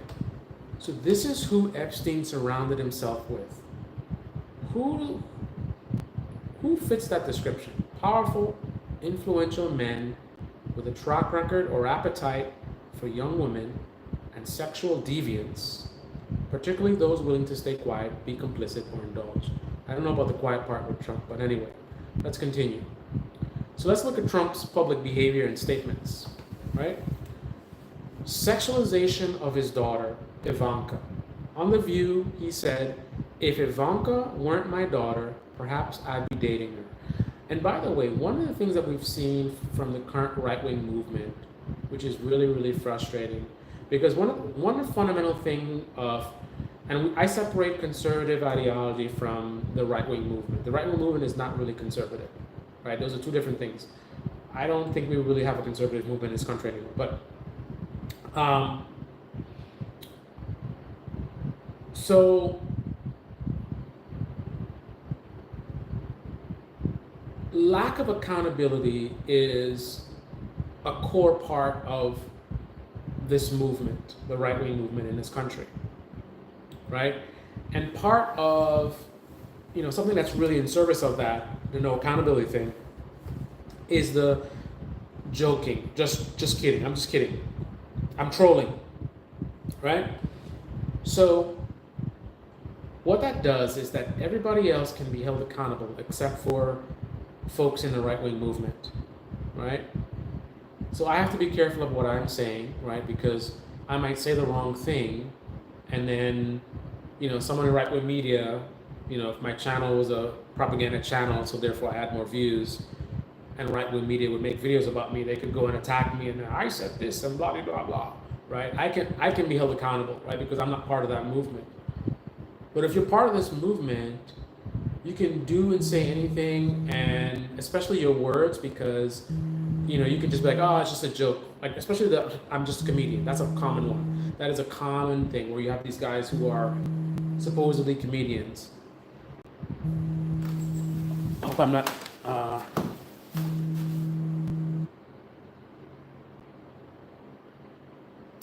Let me make sure I don't lose power.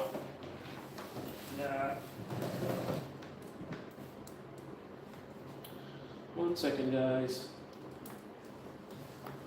I totally forgot about that.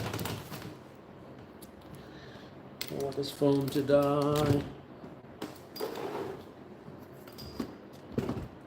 Just gonna get some juice.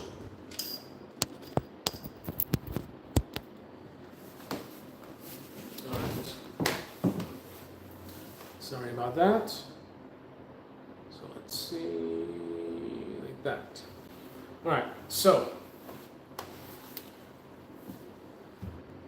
Trump takes advantage of that to the max, right?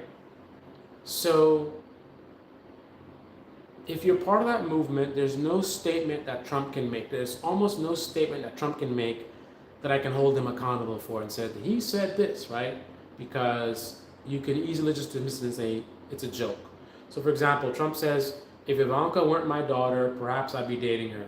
And you just say, that's just him being funny, right? If Obama said that, or Clinton said that, or Joe Biden said that, then it would be very creepy. But since Trump said it, he's probably just joking, right? So the next thing is on Rolling Stones, he said, talking about his daughter, she's really something, and what a beauty, that one, if I weren't happily married. So he's the kind of guy who likes to make sexual jokes about his young daughter. Okay. Even if you think he's just being funny, what do you think impression Epstein would get? Do you think Epstein would think of Trump as a potential client based on those statements? Or would Epstein think, he's just being funny? And think about it. Epstein's running this ring and he's targeting all these rich and powerful men. All these rich and powerful men, everybody except for Trump, who makes sexual jokes about his daughter, who, did he sleep with a porn star? I mean, the guy, the grab him by the pussy guy, the guy who goes in the little girls' locker rooms and brags about it. If you're running a child sex trafficking ring out of that guy's club, and you party with this guy, and you're looking at really young women, and you're like, look at that one, and he's right along with you, like, yeah. Why would you go to Clinton and Gates,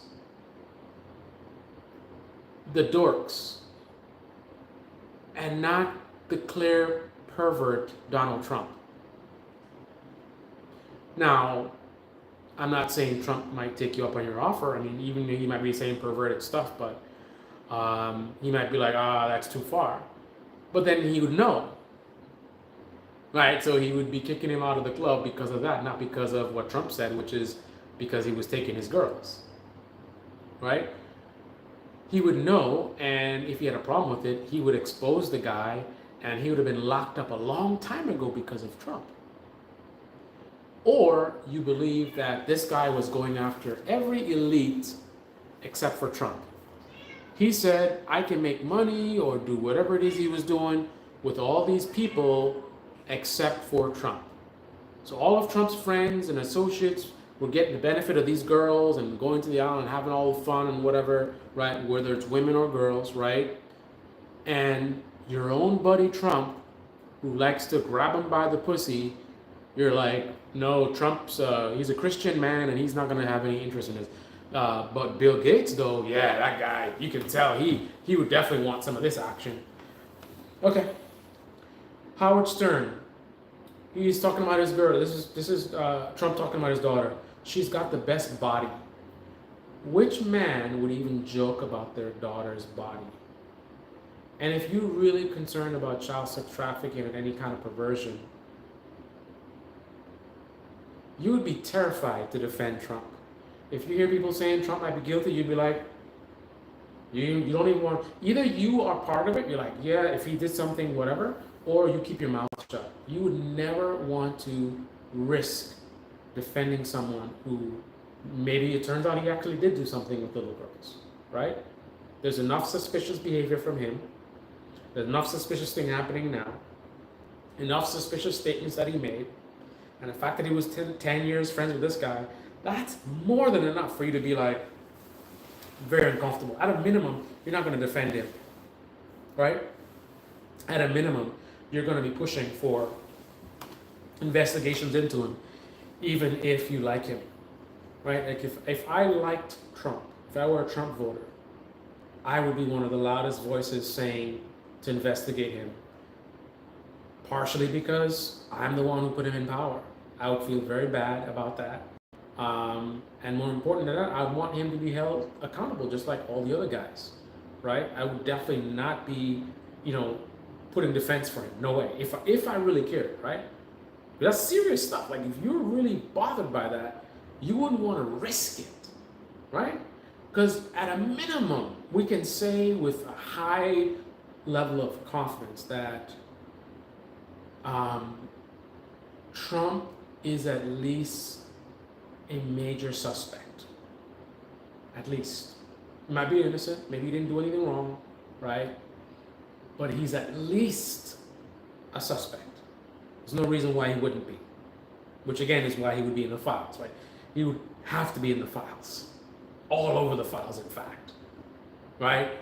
Anybody closely associated with Epstein, regardless of whether they were involved in trafficking or not, would be all over the files. Just think logically, right? Forget about Epstein, forget about Trump. Imagine somebody that you know in your life, a neighbor. I'm sure there's some creepy guy in your life that some neighbor somewhere, right, that looks creepy. This guy turns out to be running a sex trafficking ring, right? And he's recruiting the girls out of a bar that his close friend runs. Which investigation would not have a lot of references to the bar owner, even if the bar owner is innocent? The bar is where the girls are being trafficked. The owner is not just the owner is good friends with the guy doing the trafficking. You would necessarily spend a lot of time digging into the owner because there's a high probability that the owner is involved. So even if they're not involved, you would be in the files as them investigating you. Maybe there's enough evidence for you to get a phone tap, or maybe you did an interview with this person, or maybe you interviewed people that know the bar owner, right? So same thing with Trump. Trump wouldn't necessarily be a prime target of an actual investigation, right? So the other thing that Trump said is the thing he has in common with his daughter is sex. Who says that? What kind of guy says that? And again, if Biden said that, if Obama said that, I'm pretty sure people that are saying, he's just joking, you wouldn't say that, right? If Obama said the thing he has in common with his daughter is sex, you would be like, he's disgusting, right? So why isn't Trump disgusting for doing the same thing? Of course, we talk about the locker room talk, the grab him by the you-know-what. He bragged about walking in on underage Miss Teen USA contestants backstage. He says, I'm the owner, so I sort of get away with things like that, right? Some of them were 15 years old. So again, number one, why would Epstein not try to get Trump as a customer? He has access, he's a good friend. They both love looking at young women, right? Trump has shown himself to be a sexual deviant, sex with a porn star, cheating on his wife, right? This kind of crass comments that he makes fits the profile. So at a minimum, Epstein would have tried to get him as a customer. So how on earth did Trump not know anything? How is that possible? All right. Public infidelity. We talked about that already. So he cheated. He cheated on Melania while she was pregnant, right? Does this sound like the type of guy that Epstein would target? He cheated while Melania was pregnant with both Stormy Daniels and Karen McDougal.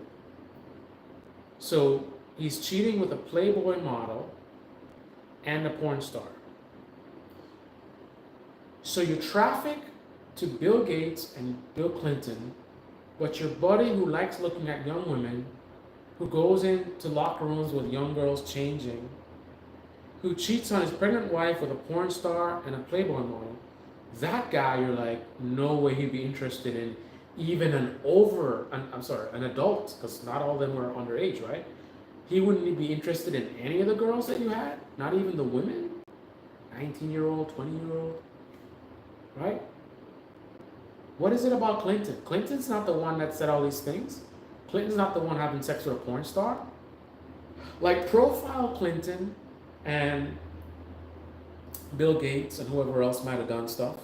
Profile them and think, try as you may to imagine yourself to be Epstein, and think about who's the first person you would bring the girls to. And again, he's trafficking these girls out of Trump's club. They're friends for 10 years.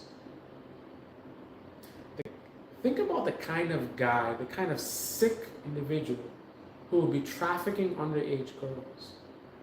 This is a person that could be friends with Trump for 10 years. People are not machines, right? So you're not going to be trafficking girls and then otherwise you're just a normal guy, right? Especially you're like watching young girls, like Trump and you are partying and looking at these really young women and saying all kind of stuff, right? You're not going to be just disgusting with the young girls. You're going to be a disgusting person otherwise.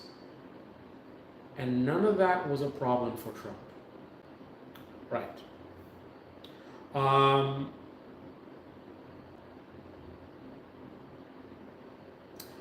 Trump bragged about sex on TV and in books, including allegedly seducing married women and using power as leverage.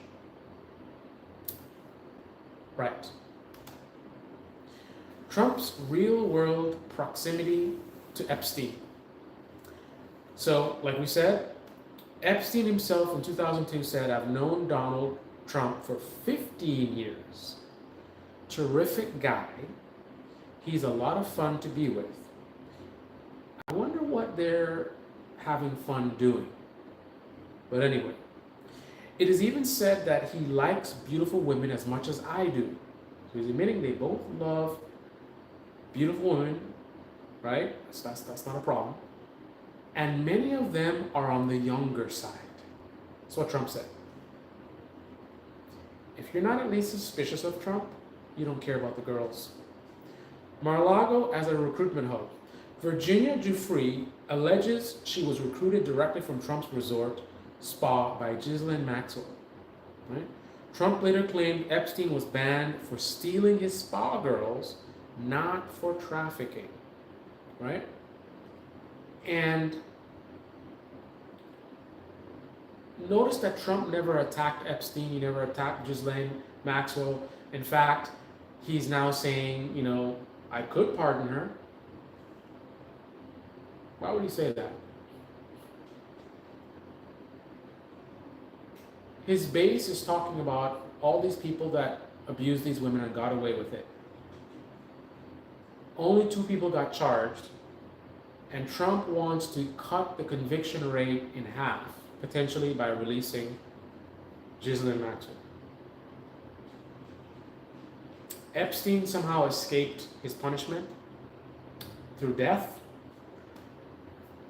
Question about how he died, but he escaped. He was supposed to be punished, which meant years in prison, but that was ended prematurely.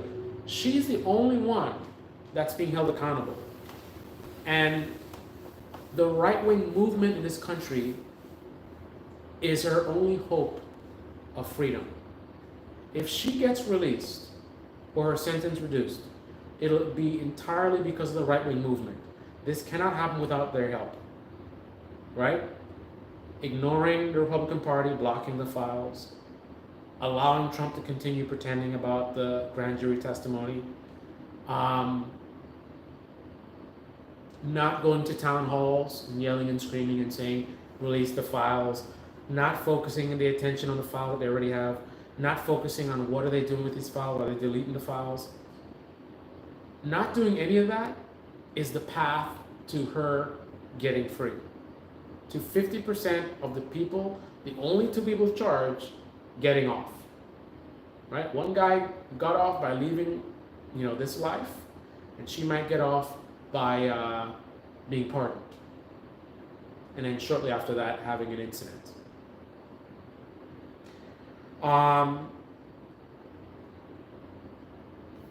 So there were also multiple events and parties that they had together. Trump and Epstein co-hosted parties in the 1990s where girls were allegedly flown in as entertainment. So Trump and Epstein are partying with girls, and they're flying in girls for entertainment. So Trump is partying, and he's not just like,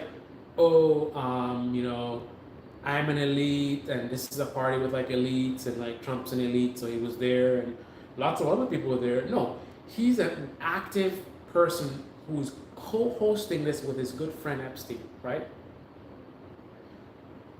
Clinton looks very guilty, but Clinton was not hosting parties with Epstein.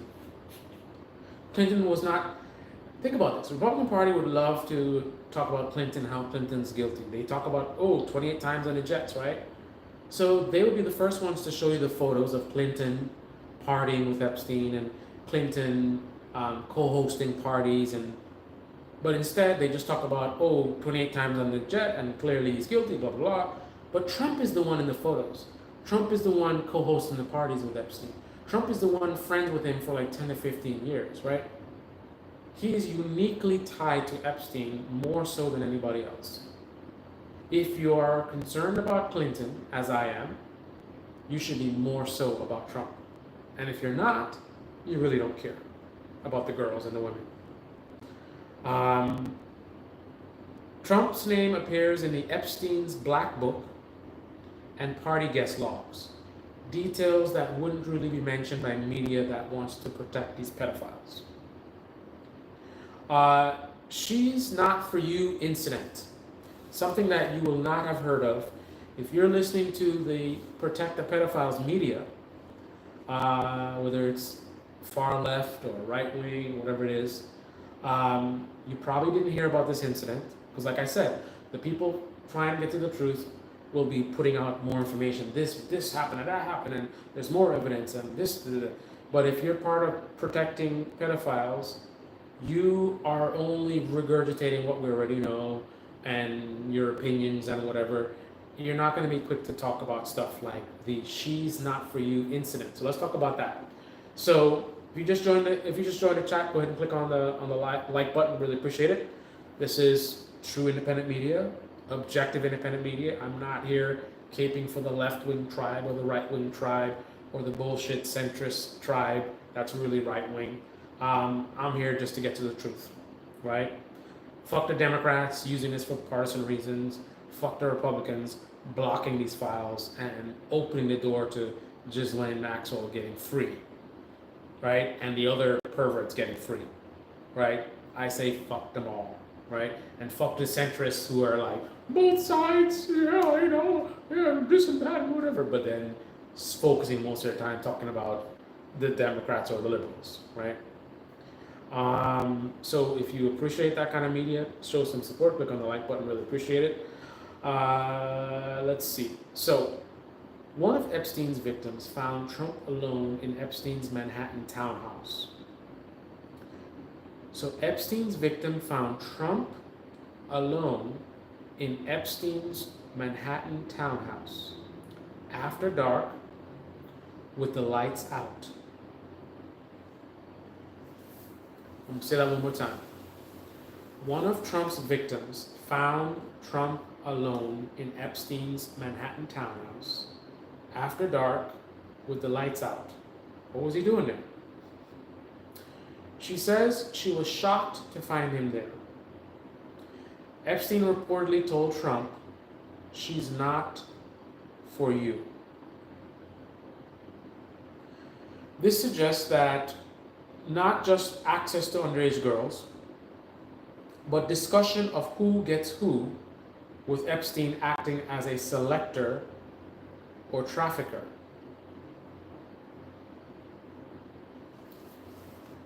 Think about this logically for a second, and I'm trying to steelman this as best I can. So Trump is friends, and I'm honestly trying to find like a logical reason that this might not be a big deal. So I am Trump. That'll make it easier if I make, because I wouldn't want to implicate myself, so I'm put myself as Trump. So I am Trump. I'm friend with this guy Epstein. You know, he's, you know, he likes women like I like women, right? He sometimes he goes too far, as I'm sure he would have. But you know, that's just him. That's Epstein, man. He's no harm, whatever, right? So we're friends though. We hang out, so we do parties and stuff. So maybe I might go over to his apartment, like friends do. Friends visit friends, right? For whatever reason, we could watch. We're gonna watch the game or something. But why would the lights be out? Why would I be going to Epstein's house as a friend with the lights out? And while I'm there in his apartment with the lights out, why would some random young girl show up at my friend's house that I'm in with the lights out for some reason, and then my friend says she's not for you?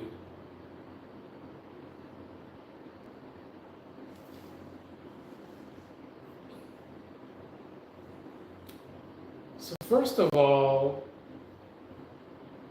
putting myself as Trump, why would he say that to me? Because I wouldn't think that she's for me. Why would I think she's for me? Right? I'm in my friend's house. Maybe the lights are out because we're watching, there you go, we're watching a movie. Right? We like to turn out the lights when we watch movies. There you go. So I'm watching a movie with my buddy, right? And some young girl shows up. There's no logical reason why she would be for me. Why would a young girl come to my friend's house for me? I have trouble. I can't think of a. I'm not being facetious, or I'm honestly trying to think of a scenario. Like you see, you can tell I'm being honest because you see what I said about the lights out. I gave you a situation. Watching a movie. Now, if you're like super biased, you just dismiss that and say, "What's up with the lights? Why would two guys be watching?" Who says it's just two guys? I don't know who's there, right? The idea of turning out the lights to watch a movie, especially if it's a projector, very wealthy people, projectors are a thing because you have like a home theater. So you're not gonna get, especially back in the day, you're not gonna get like a super large, you couldn't even get one back in those days. I don't think there was like really large TVs back then. So I think the largest screen for a really rich person would be a projector. A projector you can't have, especially back in the day, those projectors would be weak. You gotta turn off all the lights, right? So the fact that I came up with a reasonable explanation for why the lights are off is showing my attempt to be genuinely honest and objective, right? If I were a partisan, I wouldn't even mention it. Why am I mentioning that? I would just, because most people would not think of that. Most people, if you don't like Trump, you're just gonna automatically like, oh, he's guilty, right? So there's no need for me to come up with, oh, they're watching a movie, right? And that was my original thought. I came up with that. And how did I come up with it? Because I was generally trying to think of a reason why he was there, right? But then when it comes to the girl and the comment about she's not for you, I mean, it implies that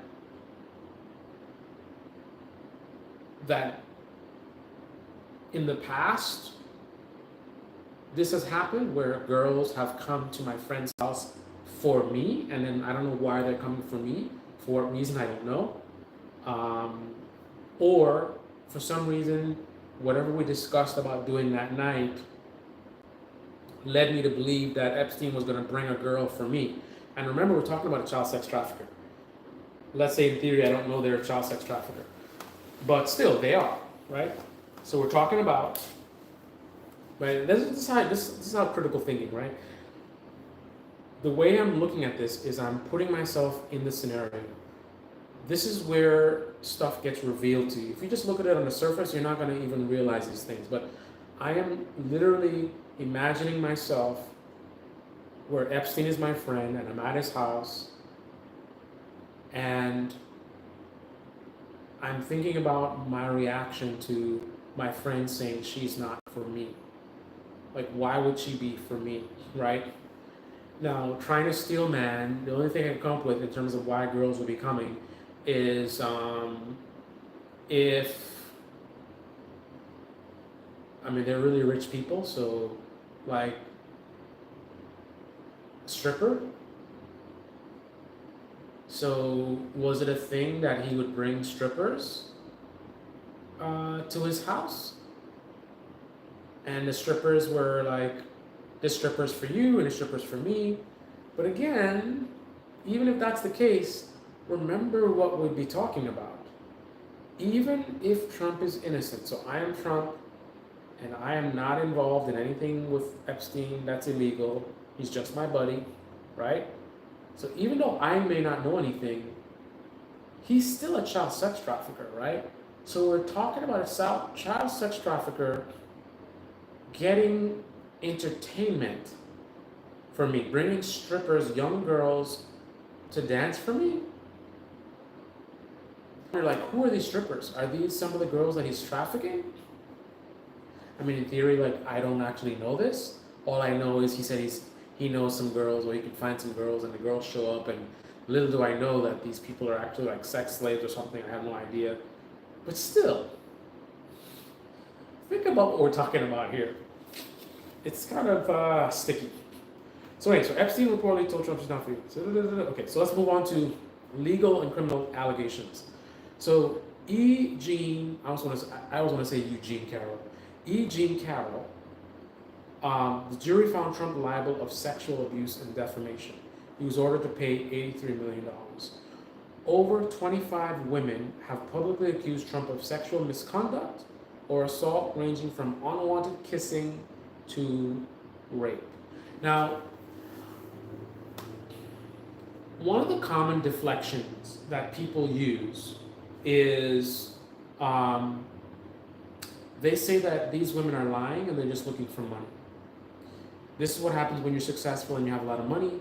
Women will make stuff up and then they're just trying to get money from you. Here's the reality. And those of you guys that are just joining the live stream, go ahead and click on the like button so other people can join. So, here's the reality. Out of all the billionaires and high net worth individuals, probably 1% of them get accused of sexual assault or rape. Let me repeat that. High net worth individuals, billionaires, 100 millionaires, who are 1% of the population, perhaps 1% of them, so 1% of that 1% ever get accused of rape or sexual assault. So it's extremely rare for this to happen. So if it was a thing that usually when you hear this, it's women looking for money, with considering that there's thousands of billionaires and thousands, much more thousands and thousands more of millionaires, you would be hearing about hundreds and hundreds of stories of many of these wealthy people being accused of sexual assault. That's just the reality. Why on earth would this be a thing that if you want to make a quick buck, you accuse a very wealthy person of sexual assault, and then you get a settlement or whatever you make. If that was a thing, why would only 1% of the guys with money be getting accused of sexual assault? Right? So if you're one of these wealthy men that have been accused of sexual assault, you're part of a very small group of people. So this is not just the norm, right? It's an outlier. So Trump being accused of sexual assault by 25 women makes it highly likely that he is a sexual predator. And then when you see him getting charged and convicted of rape, that should further solidify his guilt, right? But if you really don't care about this stuff, you don't care about women being abused, then you will allow partisans to tell you, oh, it's lawfare and they're just doing it because of the election, blah, blah, blah, right? You'll ignore all the evidence, Trump's character, his track record, all the things that he's done, the things that he's said. You'll ignore all of that, all of the accusers, the fact that that's strange, that a lot of really rich people aren't getting all these accusations, but Trump was. And then he's so guilty that he was actually able to be charged and convicted. And you still don't think he did anything with Epstein? Right. This is a known pattern of denial, discrediting, and legal retaliation, similar to tactics used by other predators to silence their accusers, right? Let's talk about the behavioral fit for the Epstein network. So how does Trump fit into, what Epstein was looking for? So you have powerful and wealthy, billionaire real estate developer, TV star, president, regularly, obviously he wasn't president back then, regularly objectifies or exploits women, known for crude remarks, affairs, and public sexism, willing to keep secrets. Former fixer Michael Cohen, Trump paid for silence, right? Try to silence women. He enjoys taboo and edgy social circles. Parties with Epstein. He literally had Nick Fuentes at his resort, right? Parties with Epstein. Does Stern interviews. Howard Stern. We know what kind of guy Howard Stern is. Playboy Mansion. Complicit or indifferent to abuse, right? The biggest sex trafficking ring, and he attacks everybody else but them, right? Some people say, oh, it's because he's afraid and they're going to get to him or whatever. But then why would he say he's going to release the files? Why are you going to release the files and then these people are going to kill you? Right? It doesn't make any sense. So, if the FBI were investigating Epstein's circle and trying to get to the bottom of things, Trump wouldn't just be a candidate for investigation, he'd be a primary target. It would be malpractice if he wasn't. His statements, behavior, social proximity fit the exact mold of men Epstein groomed and enabled. The idea that Epstein solicited Clinton, Wexner, Prince Andrew, and others, but not Trump, is not only implausible, but it's laughable. More likely, Trump was either a client, an enabler, or at minimum, willfully blind. So, there you have it. This is the Debate Me channel. Debate me in the comment section below. Click on the like button, subscribe, smash that bell. Be well. Let's take a look at the chat one last time before we wrap it up. Let's pop out the chat so my old eyes can see. There we go. All the bots. Oh my goodness. Oh my goodness. Who wrote this software? I zoomed in, but then the text is all to the side, and it's not allowing me to slide it over. Oh wow. Horrible. This is horrible.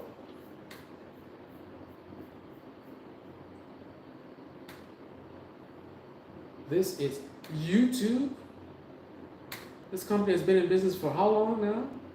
Okay, here we go. It only took me half an hour.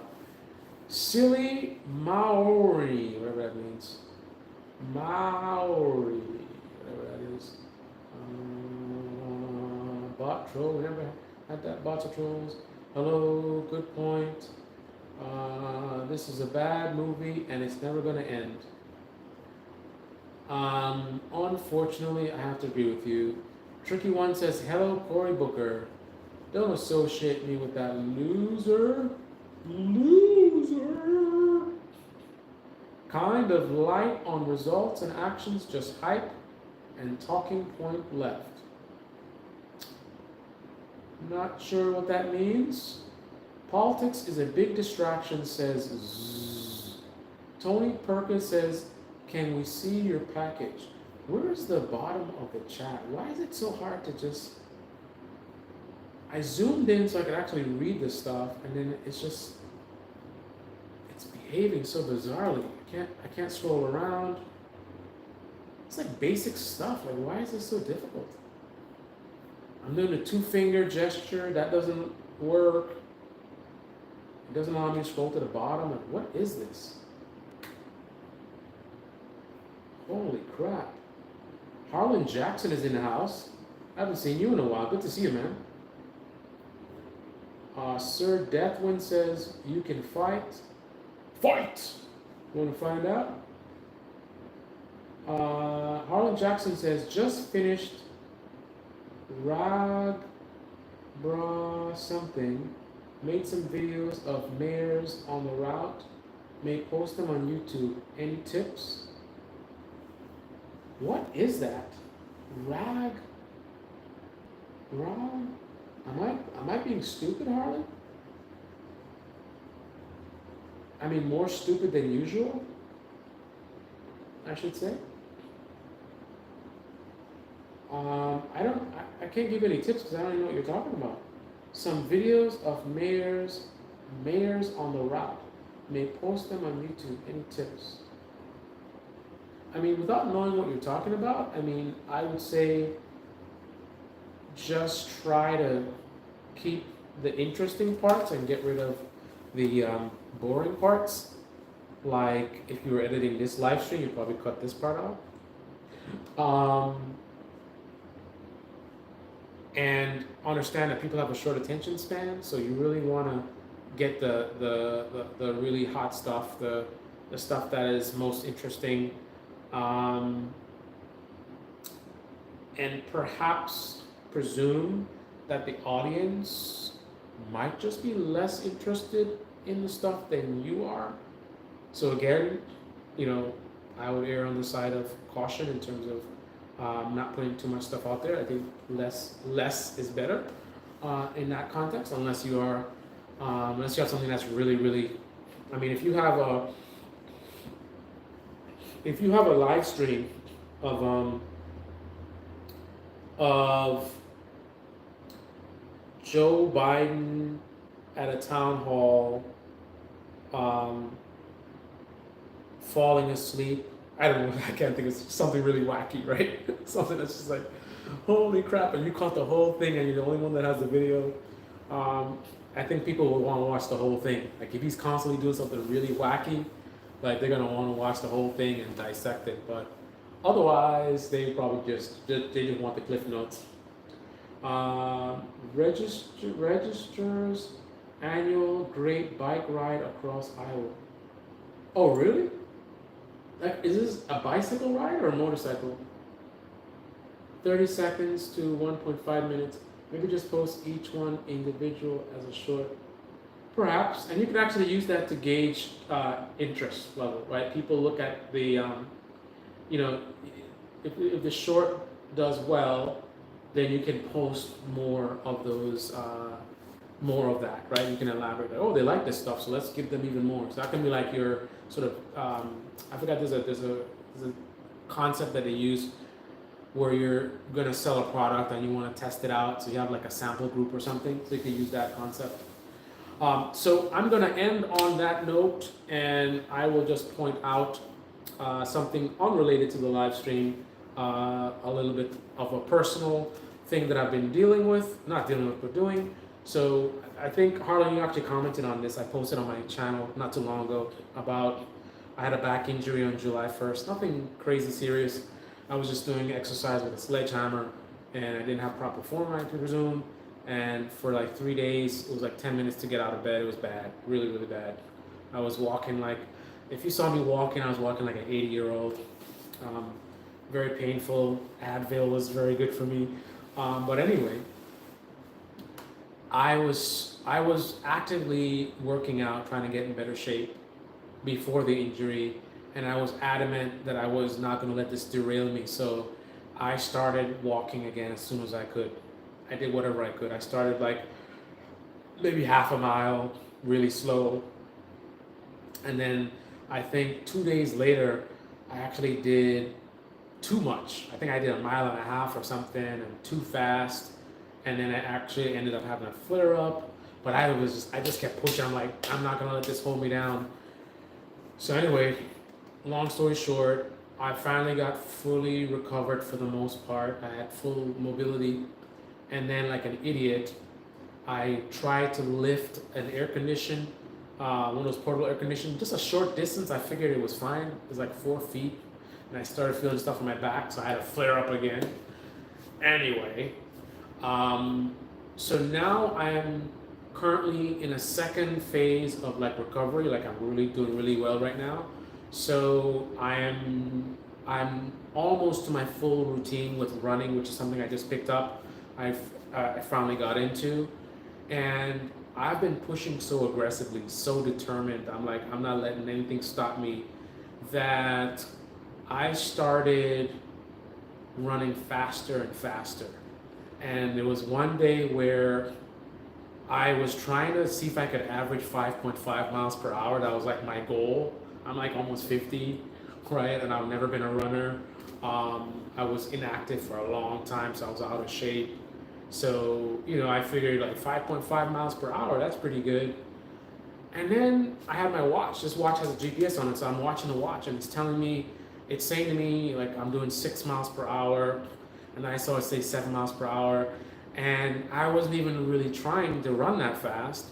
It's just like somehow I was going too fast, and I'm like, what the hell? Like, how am I?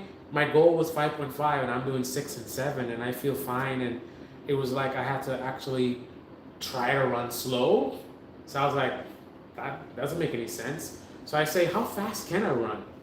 So I said, obviously I can do 6, right? So the next day I did my run averaging 6 miles per hour, and it was like, okay, no big deal. So I said, okay, can I do 7? So I quickly transitioned into to pace. So you talk about minute mile, right? So I think I was at like a 10.5 minute mile, and I felt proud of that. I was like, okay, this is cool. I'm doing a 10.5 minute mile. That's not bad for my age group, someone out of shape who's not a runner. I've never been a runner. I've always been afraid of my knees. And this is a testament to not letting your mentality restrict you. My family, we have bad knees. I've had flare-ups with my knees. I used to be an inline speed skater.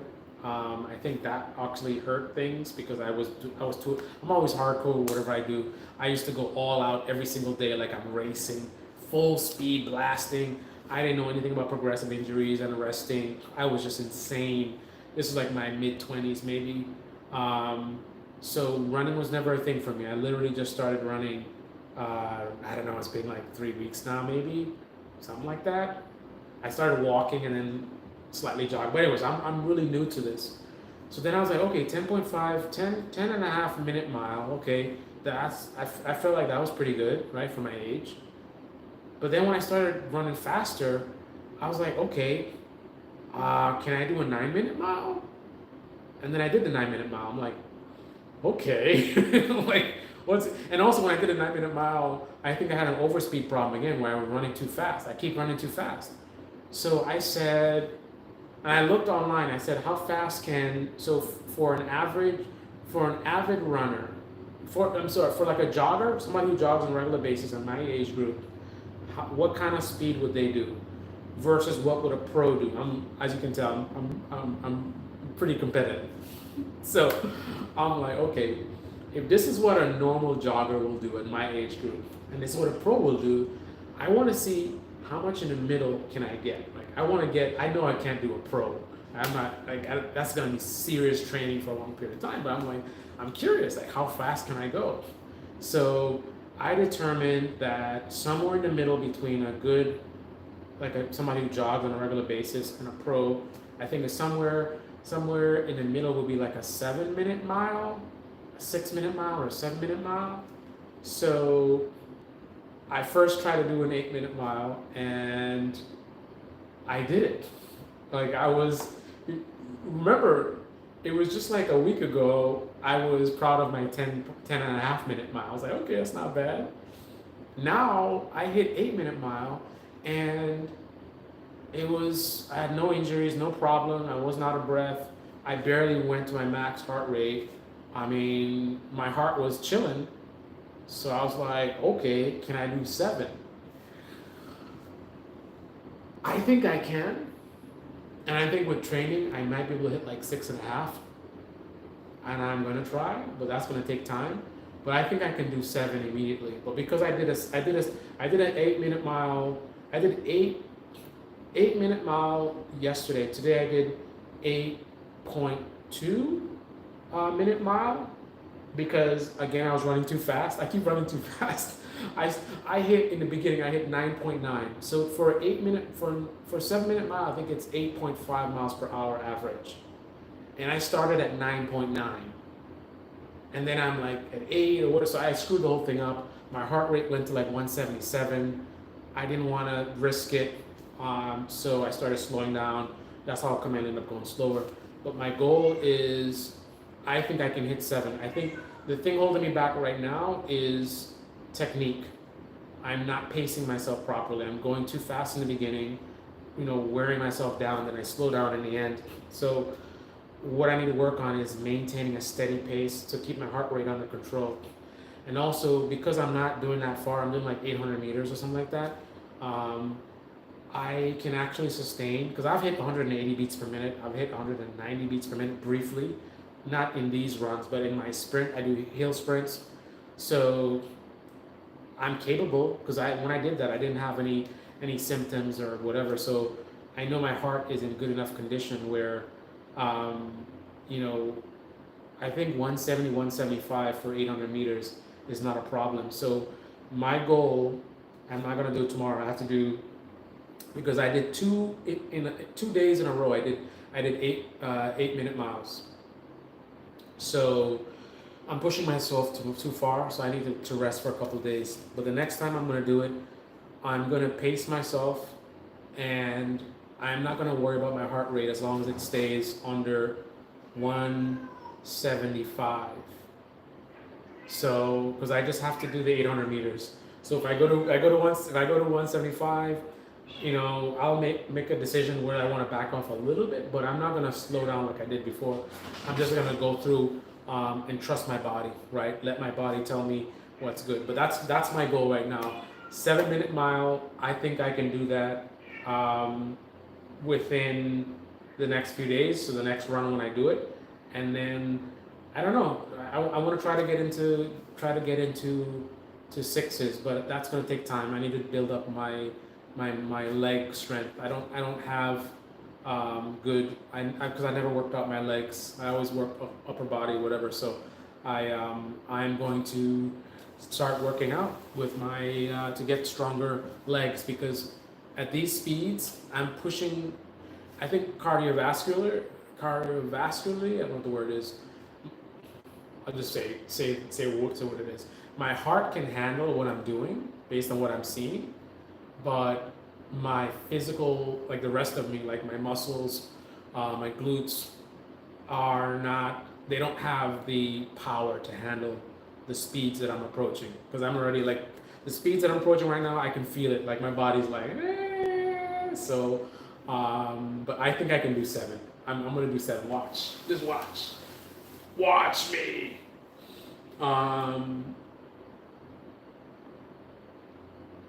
Do the exact same thing over a year ago. I now do stretching exercises every morning, and it helped me immensely, without an intensity.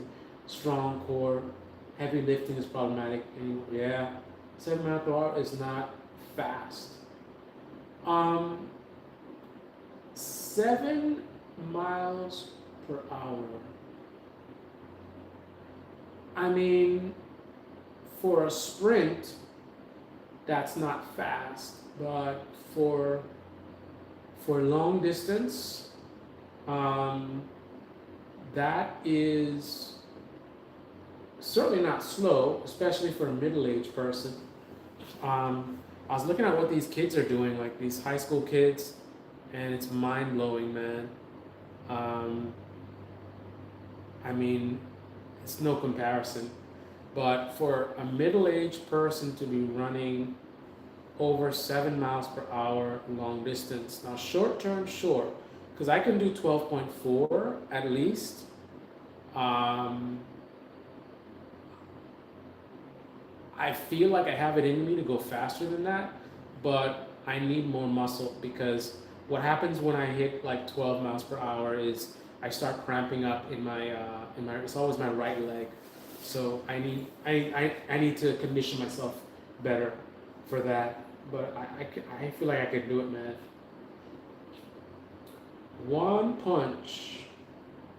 If you join a local running club, I bet there are pacer runners who can keep a certain pace, who can help you with your goals. Yeah, I think I want to do that. Like I gotta say, man, for people that are interested in getting fit and exercising. I don't know. My personality is my personality. This may not work for you, right? But I think the idea of not just exercising as a chore, like because like, oh, I'm out of shape, or because oh, I want to take care of my body, I don't want to have a heart attack or something. I think you're going about it the wrong way. Because for me, and I'm not a runner, right? This is something I just got into. I'm excited about this because I'm not just out there trying to burn calories, trying to stay in shape. That's part of the goal. And I'm certainly getting that benefit. I feel like I am probably 10 years younger since I started working out. So I'm getting that benefit, but the competitive nature of trying to push the limits of what I'm capable of doing are exciting. Let me give you an example. Every time I do a race, these races that I'm doing, trying to see if I can do the minute mile faster and faster, I'm disappointed at the end in the same way that I'm disappointed when I used to watch a favorite show and the show is over and I have to wait another week to see the next episode. So I used to love 24. I used to love Lost, right? And they would leave at the cliffhanger at the end, and I gotta wait a whole week to see the next episode, and it's so frustrating. I can't wait. That's me at the end of a trial, right? Like today, I did my run, and I didn't meet my goal, but I realized what the mistake is, and I honestly wanted to go again or keep trying, but I know that I can't do that. That's like abusive, especially at my age. I can't overdo things, right? I have to keep things balanced. So think about that versus you're just exercising just for your health. Like how fun is that? Like, oh, I gotta go to the gym. Oh, I wanna burn 500 calories because of whatever. Like compare that to the fun that I'm having of trying to push the limits of what I'm capable of doing, and the pride that I feel of my accomplishments, because I'm working hard, man. I'm working hard. I'm eating right. I'm learning. I'm studying. I'm trying to learn more about the art of running. I'm learning about my technique.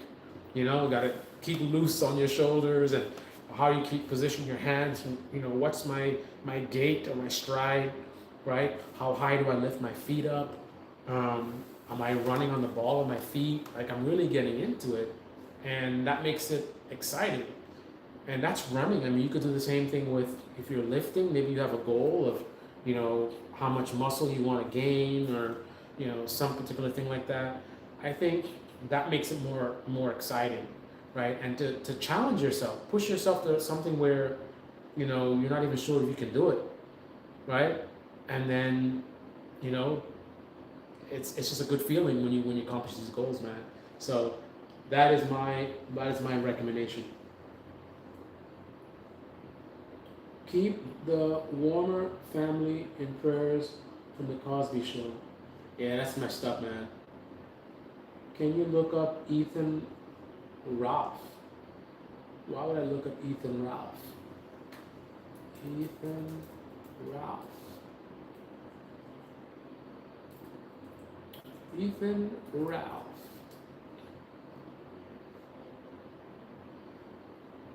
Podcaster. Who is that? Gonzo journalist, convicted revenge pornographer.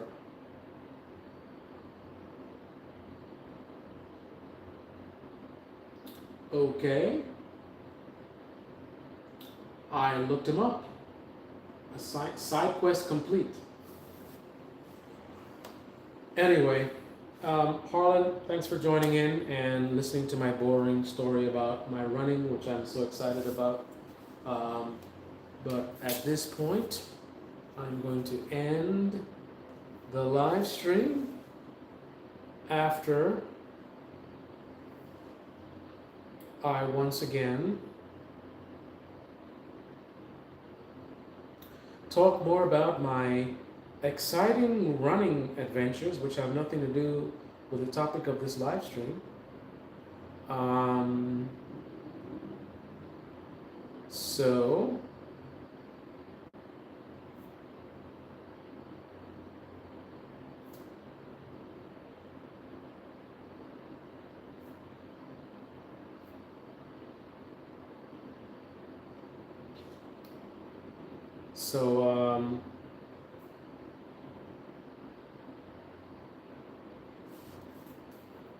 these are my notes, my run notes. I'm keeping track of my performance, keeping track of my goals. So, like, I have a race report from today. So this is what I did today. My attempt at trying to hit the 7-minute mile. And what's my other thing here? Quick sheets.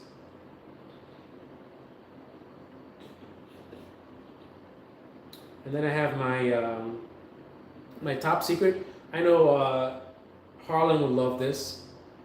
My top secret recipes, which involve a very special item that Harlan knows a lot about, which is carrots.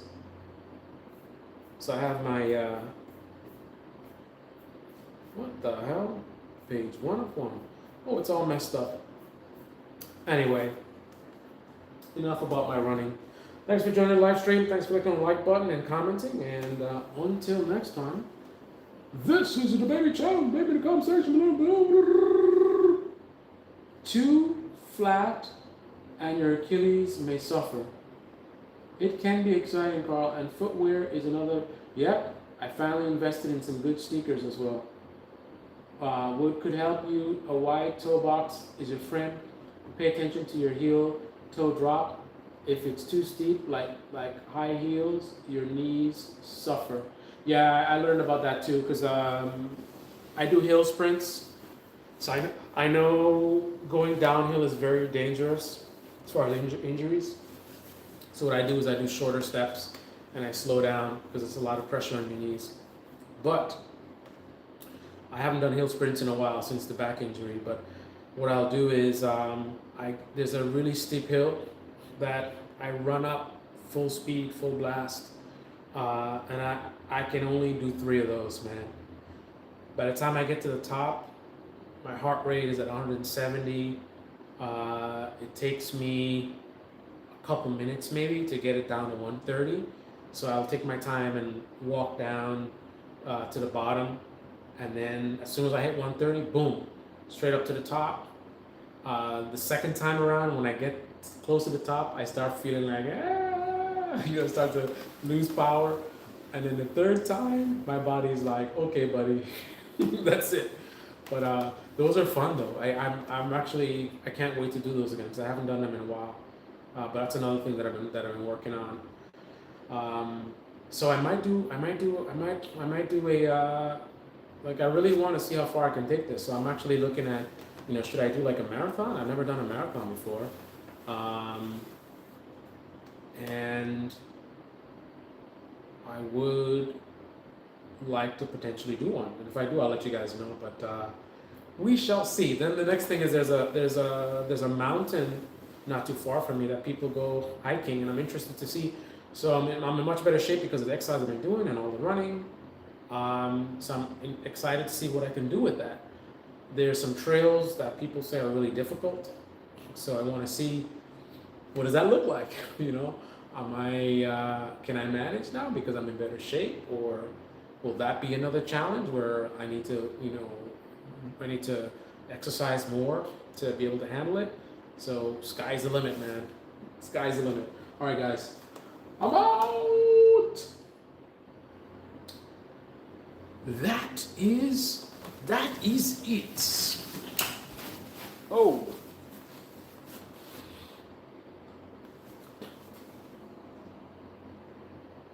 Boom. Boom. Boom. Boom. Boom. Boom. Boom. Boom. This show was brought to you by Cheerios.